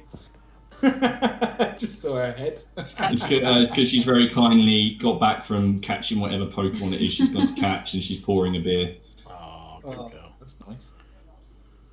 For you, Is not that me. for you or for her? Although you liked that one, didn't you? Yeah, I did actually. It was nice. You can put it up to the disembodied hand. Yeah, there we go. Look. Yeah. Oh yeah, well done. There we go. There's been quite a lot of Brush and Quill City uses cheap paint on terrain. I tend to do that. I go to the hardware shop and get like the testers and just slap that all over it. Yeah, 100%. It's good because it's durable as well, isn't it? Yeah, Cheap paint. I like what do you call scale 75? That paint's really nice. But That's one of the That's ones the I've old, got. Yeah, that's one of the ones I got. That's Really the old nice. Citadel stuff, that is. Is Isn't that it? the old Citadel stuff? Is it? Citadel? Which one's the old Citadel one? I'm sure it is. Foundry, isn't it? No, I thought it was Scale 75. If you know in the chat which one the old Citadel stuff was, he used to make them like the original like second edition Ultramarines colours. Oh goodness me, that's going to drive me insane. Foundry paints. I've got a couple of those. They're quite good. They've got good coverage. What was it? Someone here made a good point. Good point in here. I can't find it. Nope, it's gone. Oh, coat d'arms. That's it. Oh yeah, I've got a few of that's those. it, that's Yeah, I've the got a one. few of those. Those are the old Citadels, aren't they? Yeah, that's it. That's it. Yeah, they're the old Citadels. That's the one. Yeah, it's funny. I've seen. Oh God, anybody watch Vic's models? American guy who does painting. Yeah. And occasionally he uses oil paints on his models. Yeah, I've seen that. A lot of people use like oily Yeah, I've paint. got. I use some oil paints if I'm going to do an oil wash on something. Yeah. Yeah, I've done oil washes on like my sci-fi miniatures. Anything that's wearing armor, I use an oil wash on it because it gets I like sci-fi armor, not like. Do you use that for War of the Roses? God no, God no, I ain't got enough time in my life to do that because you need to prep it for the oil. So you need, and then you can take it off with a cotton bud and rubbing alcohol and stuff like that. It's a bit involved, like a bit too I wouldn't do it, for just a normal army that I was just gonna smash out. Tanks, I've done them on tanks. Because it gets in all the crevices. Yeah. Yeah. Yeah, it's interesting. I think because I know a few people, and I've used a few where they've just used craft paints on their figures, and some of them work really, really well, just normal craft stuff. It depends what you're using them for. If you I know thin it down, it'd be all right, wouldn't it? Yeah, I mean, if you thin it down, any paint should be all right. If you thin it down. Yeah. Again, I think there's so much snobbery around different paint systems and. If it looks cool, it looks cool. Yeah. If it works for you, it works for you. It's that simple. Yeah, I agree. And at the end of the day, it's effectively, without trying to sound like a weirdo, like it is your art at the end of the day, and you use whatever medium you feel to get the results that you want. Yeah, exactly. Yeah, 100%. Yeah, they're all saying coat d'armor. It's like this one here. I'm trying to spend a little bit longer on this god tier miniature because it's just a single 54mm mini, and I'm not going to use contrast paints on it at all. Mm-hmm. I'm going to layer everything up, spend quite a while on it, and then it'll be a decent centerpiece for the warband that goes with it. It's got loads of little followers, and I'll do a similar job on them if I can. But currently just trying to pick out lots of teeth, and it's quite hard. It's the same with these mine, to be honest with you. It's like I normally would contrast the hell out of my bolt action stuff. Yeah. But these paratroopers, do you know when you just want to test yourself every year or 6 months, you might think to yourself, right, I want to paint some minis now to see how much my painting's improved to what standard it's got to now. And that's what these are. These are going to be compared to 2 years ago bolt action figures to see what the difference is, and see how far I've actually come along. Yeah. That's why I play quite a lot of skirmish games, like things like Dead Man's Hand, like Bushido, because you only have a few miniatures and you can really go to town on them. You can spend that little bit extra because the amount that you can knock out a battalion in 2 days of French, or you could spend 2 days on one mini, like Lord of the Rings, like the Airwing miniature. I spent a good 7 or 8 hours on that, and it is quite rewarding. So every year I tend to look at another game. So at the moment I'm trying to decide on another skirmish game, and I saw that was that one I posted to you guys that I saw that twisted thing where you got like Bill Sykes and Nancy and Oliver Twist. That was but, like, weird shit. That was weird. I mean, and Agatha Christie with a shotgun. Which I thought, you can get Poirot. You can have Poirot. Why wouldn't you? So there's that game, but I don't know what kind of support it has or if it's any good. And then another one I was looking at, which has some amazing minis, is called Moonstone. It's a little skirmish game, little UK company, which has got very characterful miniatures as well. I have no idea what the game. Well, actually, no, I do know something about the game. So I think it's a bit like Freebooters Fate, in that it's diceless, and you're playing cards against each other to bluff each other where you're going to hit them. I think so. Like you play one card, and then you choose to defend that area or not, and then you reveal. And if you defended it, then you take the hit. Sorry, you don't take the hit, and if you haven't defended it, you roll to work it out. So yeah, it's So every year I try to look at another skirmish game to do. So that's why I got the Wild West Exodus stuff, because they are really, really nice minis. Steve, you paint them up. They've got. I was just literally about to say, when I paint Wild West Exodus, I have such a completely different painting regime to how I paint Bolt Action. I don't speed paint them. I just work through them methodically, because I think they're such nice figures. They deserve a bit of extra attention. But they're some of the nicest figures I've ever painted. They really are. The resin is really nice as well that they're made, and I've painted lots of different resin from lots of different companies, and theirs is some of the best that I've painted. Those three that I posted the other week on the Facebook group, the law bots.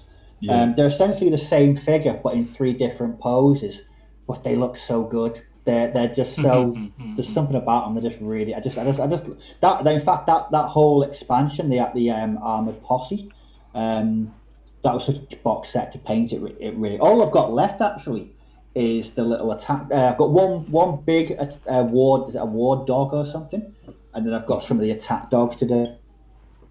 Have you seen their Christmas miniature? They send one out they do one every year, and last year it was a kind of a beast man in a Santa outfit with a massive axe and a sack over his back, and it was about this big. It was massive.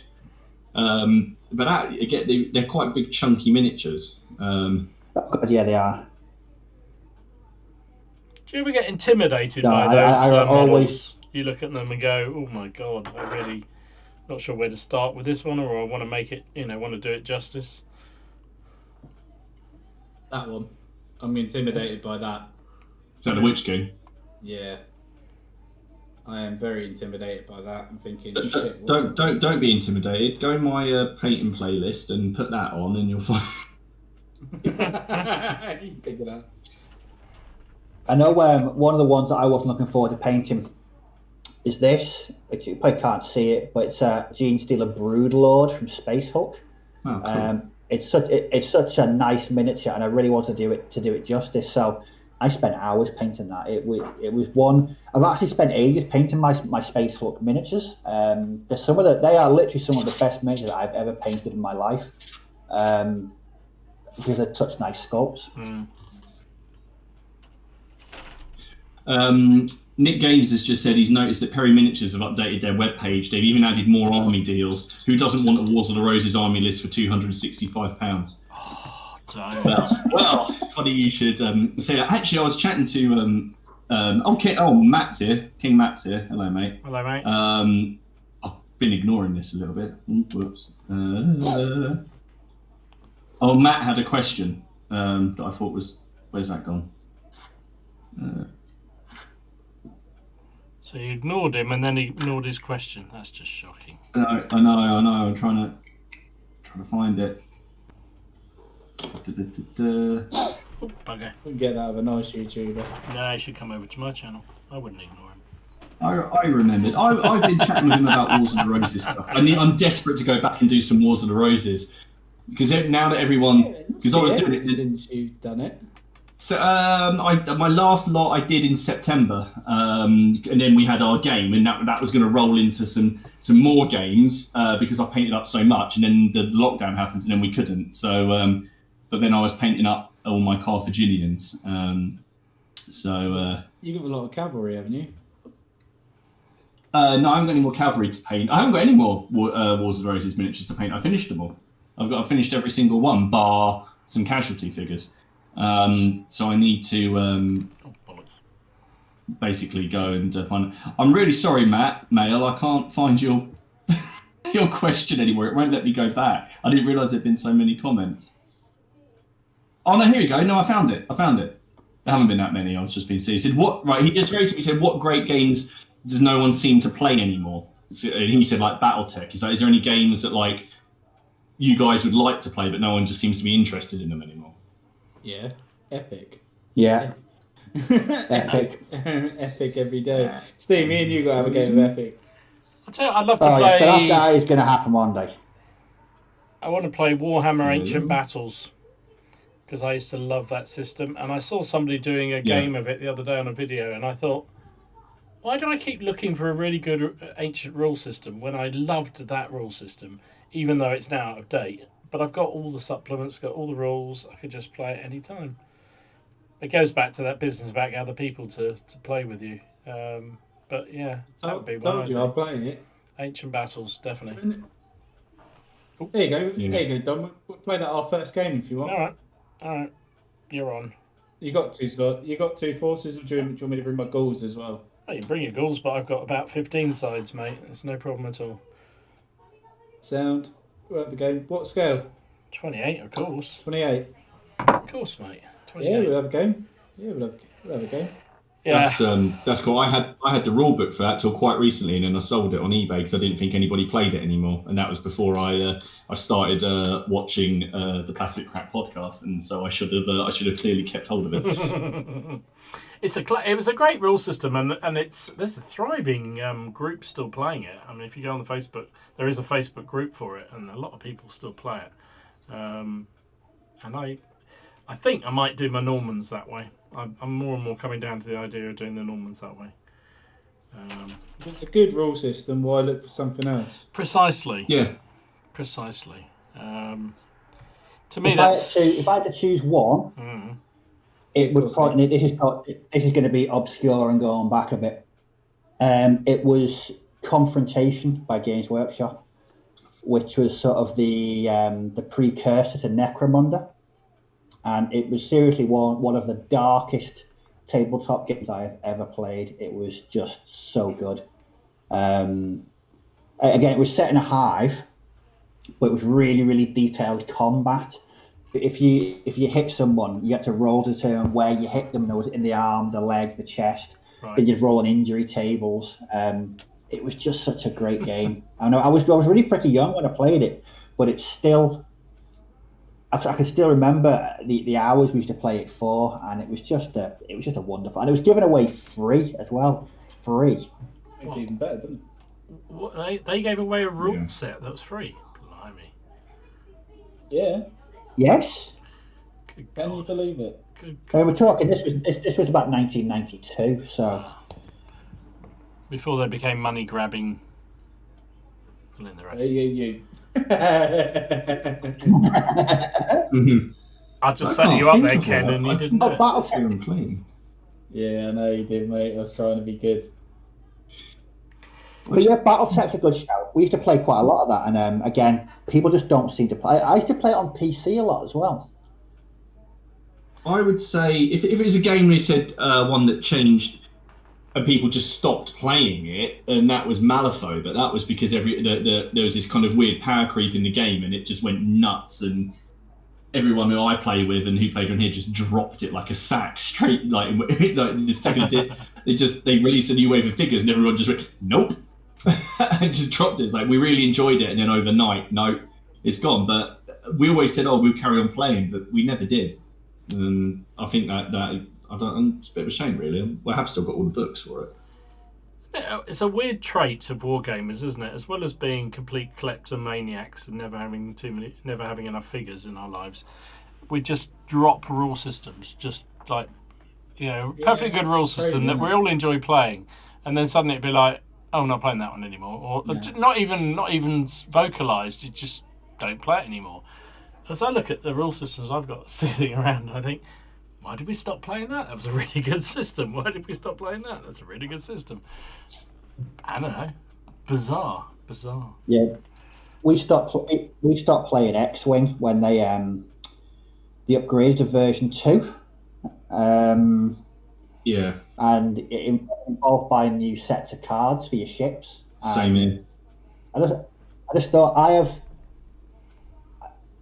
all my X-Wing ships are on a case in my living room, and I dread to think how much money I've actually put into that game over the couple of years that I played it.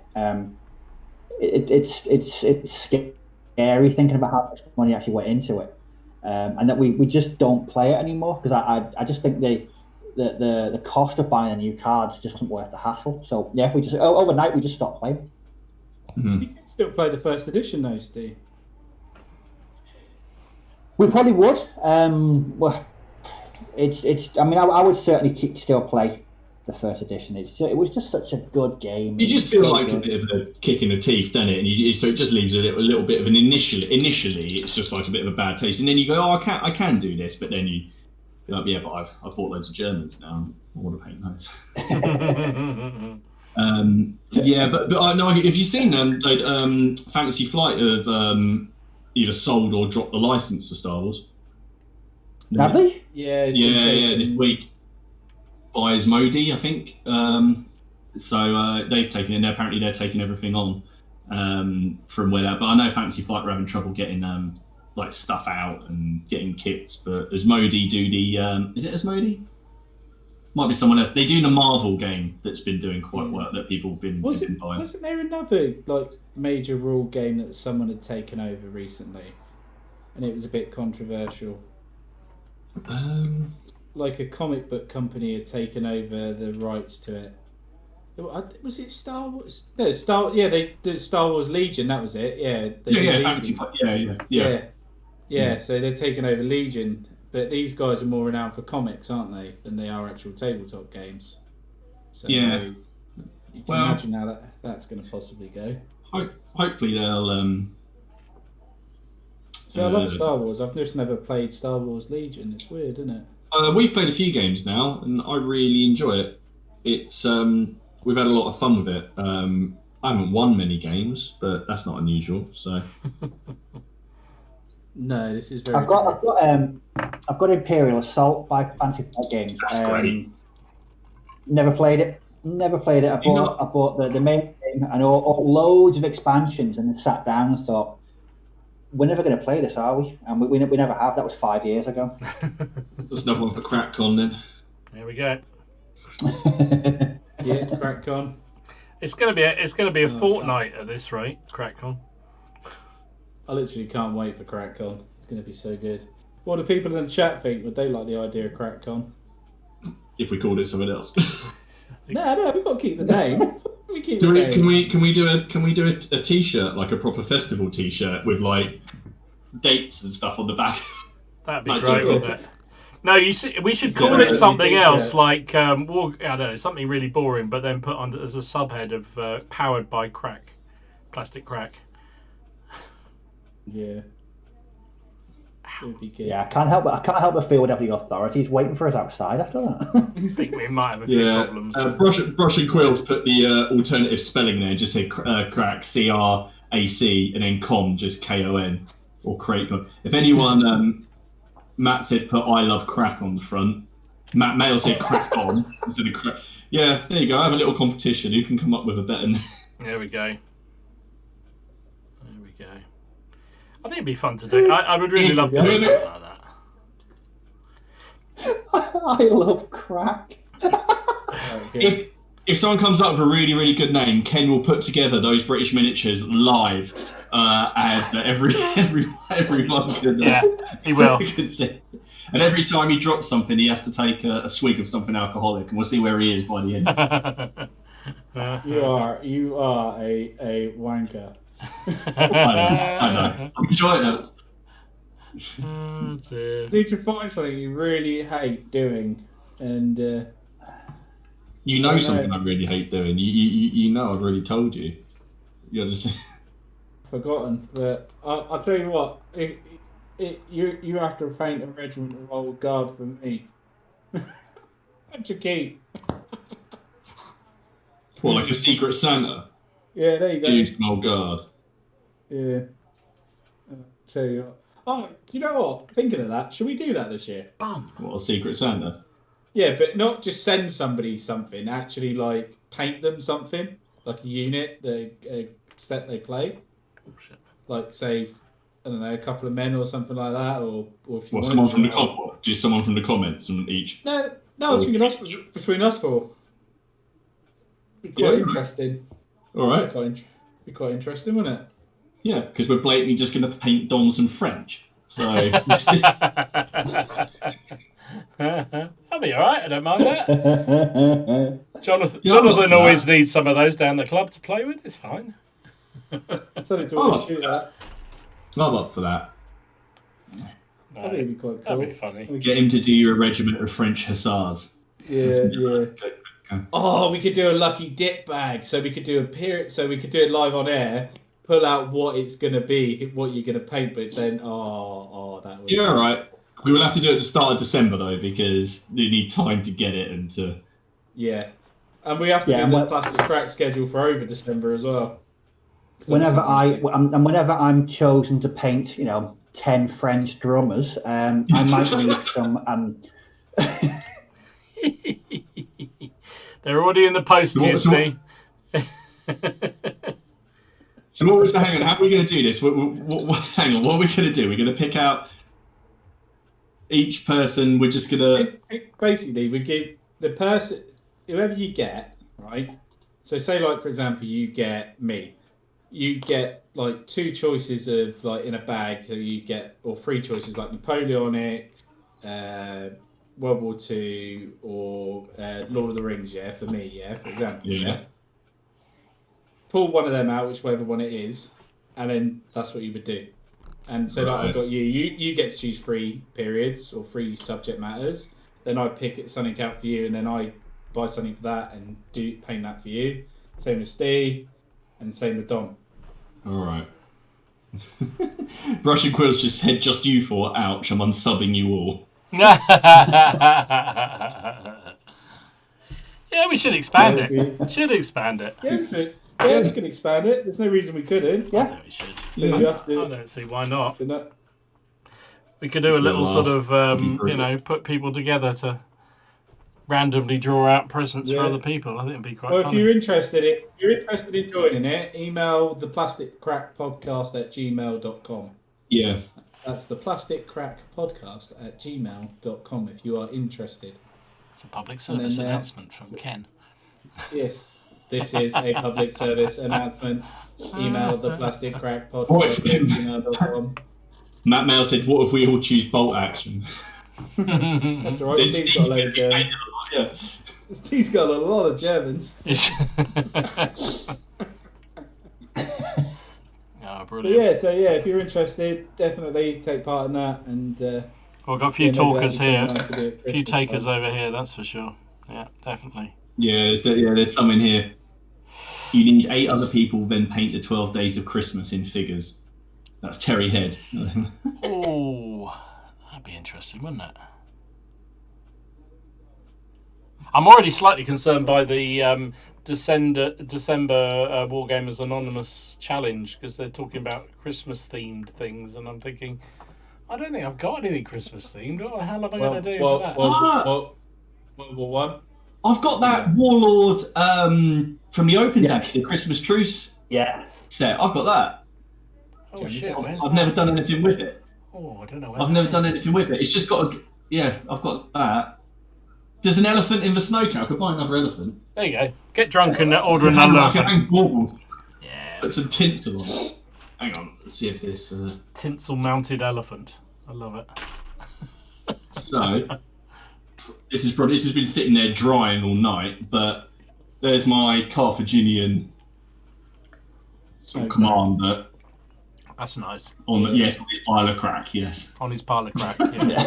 On a serious note, though, if you want to get involved with that, say, what day is it today? It's Monday, and it's obviously Monday. You got till Thursday this week. Thursday, 5 o'clock. There you go. To email in. I'll tell you, here's an alternative suggestion from Graham. He said, how about painting a model that looks like the other three? That's going to get nasty quickly. That could go down really rapidly. If anyone wants to paint me, I could just shave me head, put on a suit, and call myself Slender Man. Listen, you already got a lot of comments earlier, Steve, about how you were the only properly dressed person on the pod, and I said it's because you haven't got any trousers on. Yeah, sorry about that. 2 weeks in a row. 2 weeks in a row. No, I had it on last week. I did have it on last week. I just completely forgot this week. It's because literally before I came on here, I was on the phone, and then I sat down, made myself a brew, and thought, yeah, I've let the side down here. That's all right. I can't talk because I didn't do it last week, so yeah. You're allowed one It's week. It's only me that continuously looks like a tosspot, but there we go. The only reason it's buttoned up is that I spilt chili all over myself as I pee. So I didn't want like a scruffy bleeder on the stream. Like. Tim Bix has said, if we do World War One, do not add the feckin' football. I just do that to annoy you now. Yeah, that's going to happen. I've got to think of three things. So we'll randomise who's painting for who, and then they pick one thing out of a hat to paint for that person, basically. Yeah, pretty much. Yeah, so then at least you end up with something that you want. I'm going to think of something that But the thing is, you're just going to have to... Oh, dear. Okay, right. I said that I don't... like command or something. You wouldn't expect a whole 24 regiment of Napoleonics. So just like a That's command 6 or mil. Don't make 6 mil. Oh fuck yeah! I want the General Lee in 6 mil. All the details of layering you can do.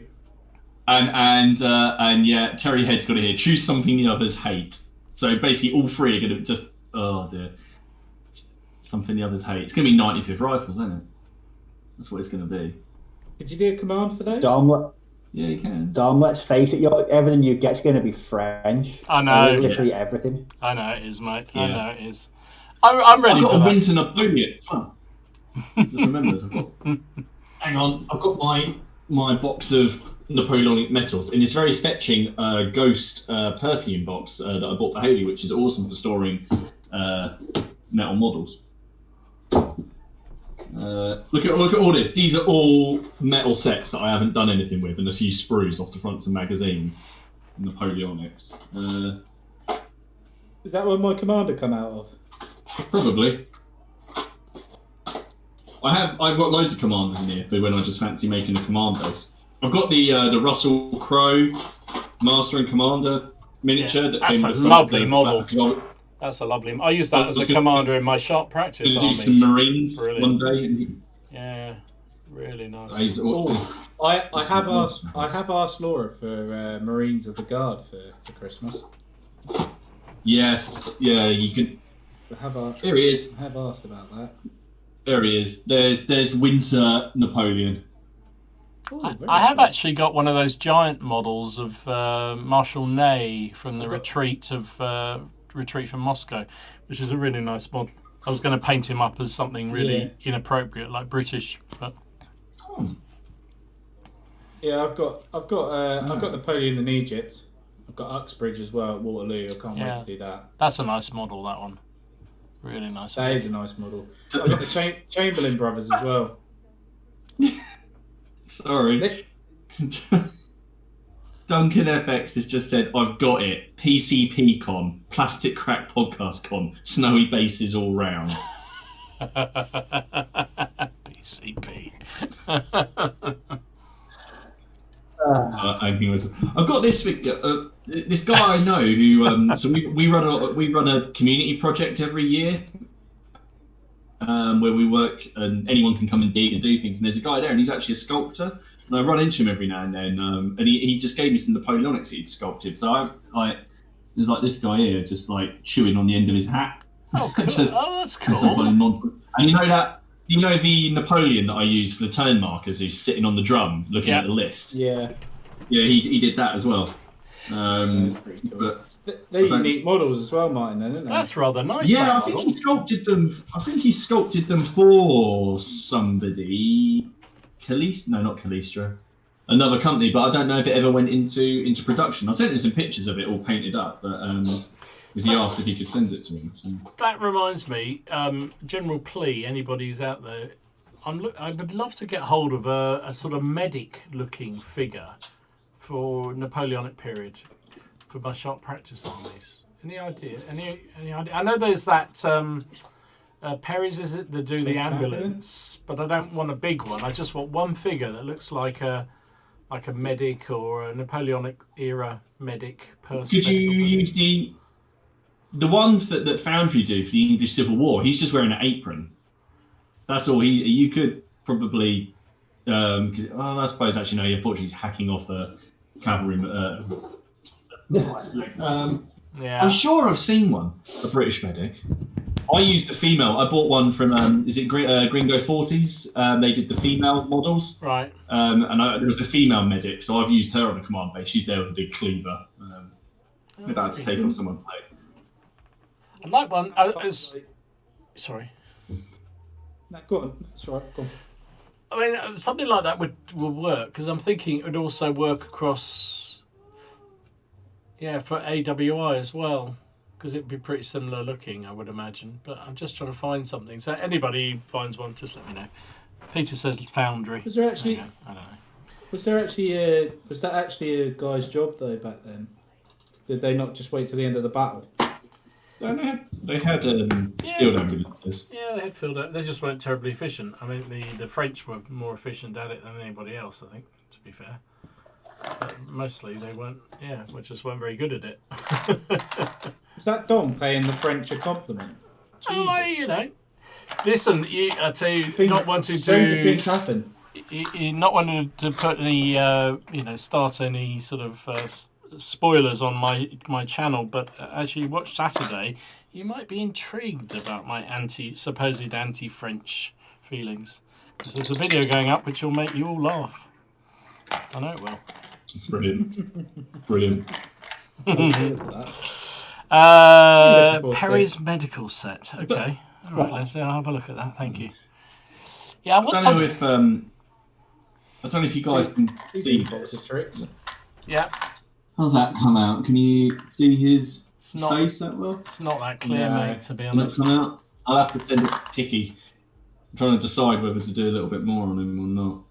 You can just for future guys to be even more fun and technical. We can you can set up keys on your keyboard to show like images over your screen, like through OBS. So like if you've got some pictures from beforehand you want to show in the future, and it'll come up clear because it's a different feed in your video. Okay. So like if you've got some model pictures you want to share, I'll have to show you guys how to do it.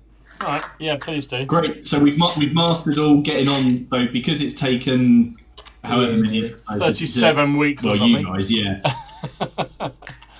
We're ready to move to pictures. We're moving on to advanced streaming number 3, which we can try and balls up as well. Lads, it's 10:05. Is it? Oh, time fly when you're having fun, eh? I wonder why I finished making up models. That was good. Does anyone want to add anything else before we disappear? I've just found some Peter Pig cavalry. That's a bit random, Steve. English Civil War. Oh, nice. Very nice. I'm going to have to... I think that's going to be my Christmas project, is rebasing all my 15 mils, because they're just... I did the ACWs. Yeah, you maybe did the ACWs, but that got me thinking. Are they done now, though? Yeah, they're all done. I now need to do the Napoleonics. So, but And also could move on to the ECWs as well. Oh, Steve, you got me You thinking. should have them just sat there for when you're at work, mate. You should have them sat there for when you're at work, Dom. Yeah, So, you're on the phone. yeah, I could do. I mean, I'm always on Zoom though, so you have to keep your screen on. So, oh well. I suppose if I kept it low down, it just looks like I'm fiddling with something on my lap. Nobody will think that's weird. Nobody will think that's weird at all, will they? Yeah. Maybe not. No, not at all. Maybe not. So, gentlemen, just quick recap of what we've got done. I've managed to get everything I wanted done. So, I got the webbing, the brown on the spade on the wood, and neatened up all the green and the flesh for my 10 paratroopers, which I'm very happy with. What about everyone else? Did you all get your stuff done? What about you, Steve? Did you get what you wanted done? No. I primed the five French infantry, and I've spent the past 2 hours repainting an SAS Jeep and a squad of 6 SAS troopers, and I'm really pretty happy with how they've turned out. They actually look really good. I think I've got a new project on the horizon. Oh dear! Oh dear! He's slipping. What about you, Dom? You got what you wanted done? Well, I've made up the crews for these 3 British guns, but I haven't made the guns because Rory sent me the instructions apparently. So I'm going to have to look at that afterwards and try and work out how to do the guns. But yeah, it's been all right. I never seem to get that much done when I'm chin-wagging with you guys, but that doesn't matter. It's good fun. What about you? You go first. Me? Go on, you go first. Yeah. I got all of those done up to the wash stage where I've just slathered them in various washes. So I've been waiting for them to dry. So they just need highlighting and flesh, and they're done. So that's my unit of 32 Pike and Command done. So flags. And then I spent an hour just working on the bone and stuff for this. So. Oh, nice. So yeah, that's it. Oh yeah, and then I've just finished off, and I've put the footprints in the snow for my oh nice horse. So there we go. Nice one. Oh, and here's my latest display base for my Stalingrad Germans. Holy shit! That's just a play. Is it a placemat? No, it's one of those things you put hot buns on. Stay in his bloody bases, Wow. Jesus. Oh, God. That's a base and a half. That's a Steve, base that is. and a But half. you're not gonna have any room, Steve, in your place. No, it's actually a trench. They can actually fit 10 guys. And is Miller still in the chat? I'm not sure. Probably. Not long ago. He set me a challenge on one of my display bases of hiding a Russian. So on this one, I'm going to try and put a little manhole cover with a head sticking out. So that's going on that one. Very nice. I love it. What about you? What did you get done? I said, didn't I? They're my Americans. Oh yeah, I didn't listen. I'm sorry. Yeah. No, cheers. Don't worry, mate. No, I was trying to find what I'd done. Like everyone else, yeah. Fuck it, yeah. Did you say something, Don't worry. Ken? Sorry. It's all right. Oh, sorry, mate. Yeah. Yeah, sorry. Well, guys, thanks very much for watching. Yeah, See you thank again you. next Cheers week. for watching, guys. And, yeah. Till next week. Thanks, stay everybody. safe. See you again Bye. soon. Bye bye.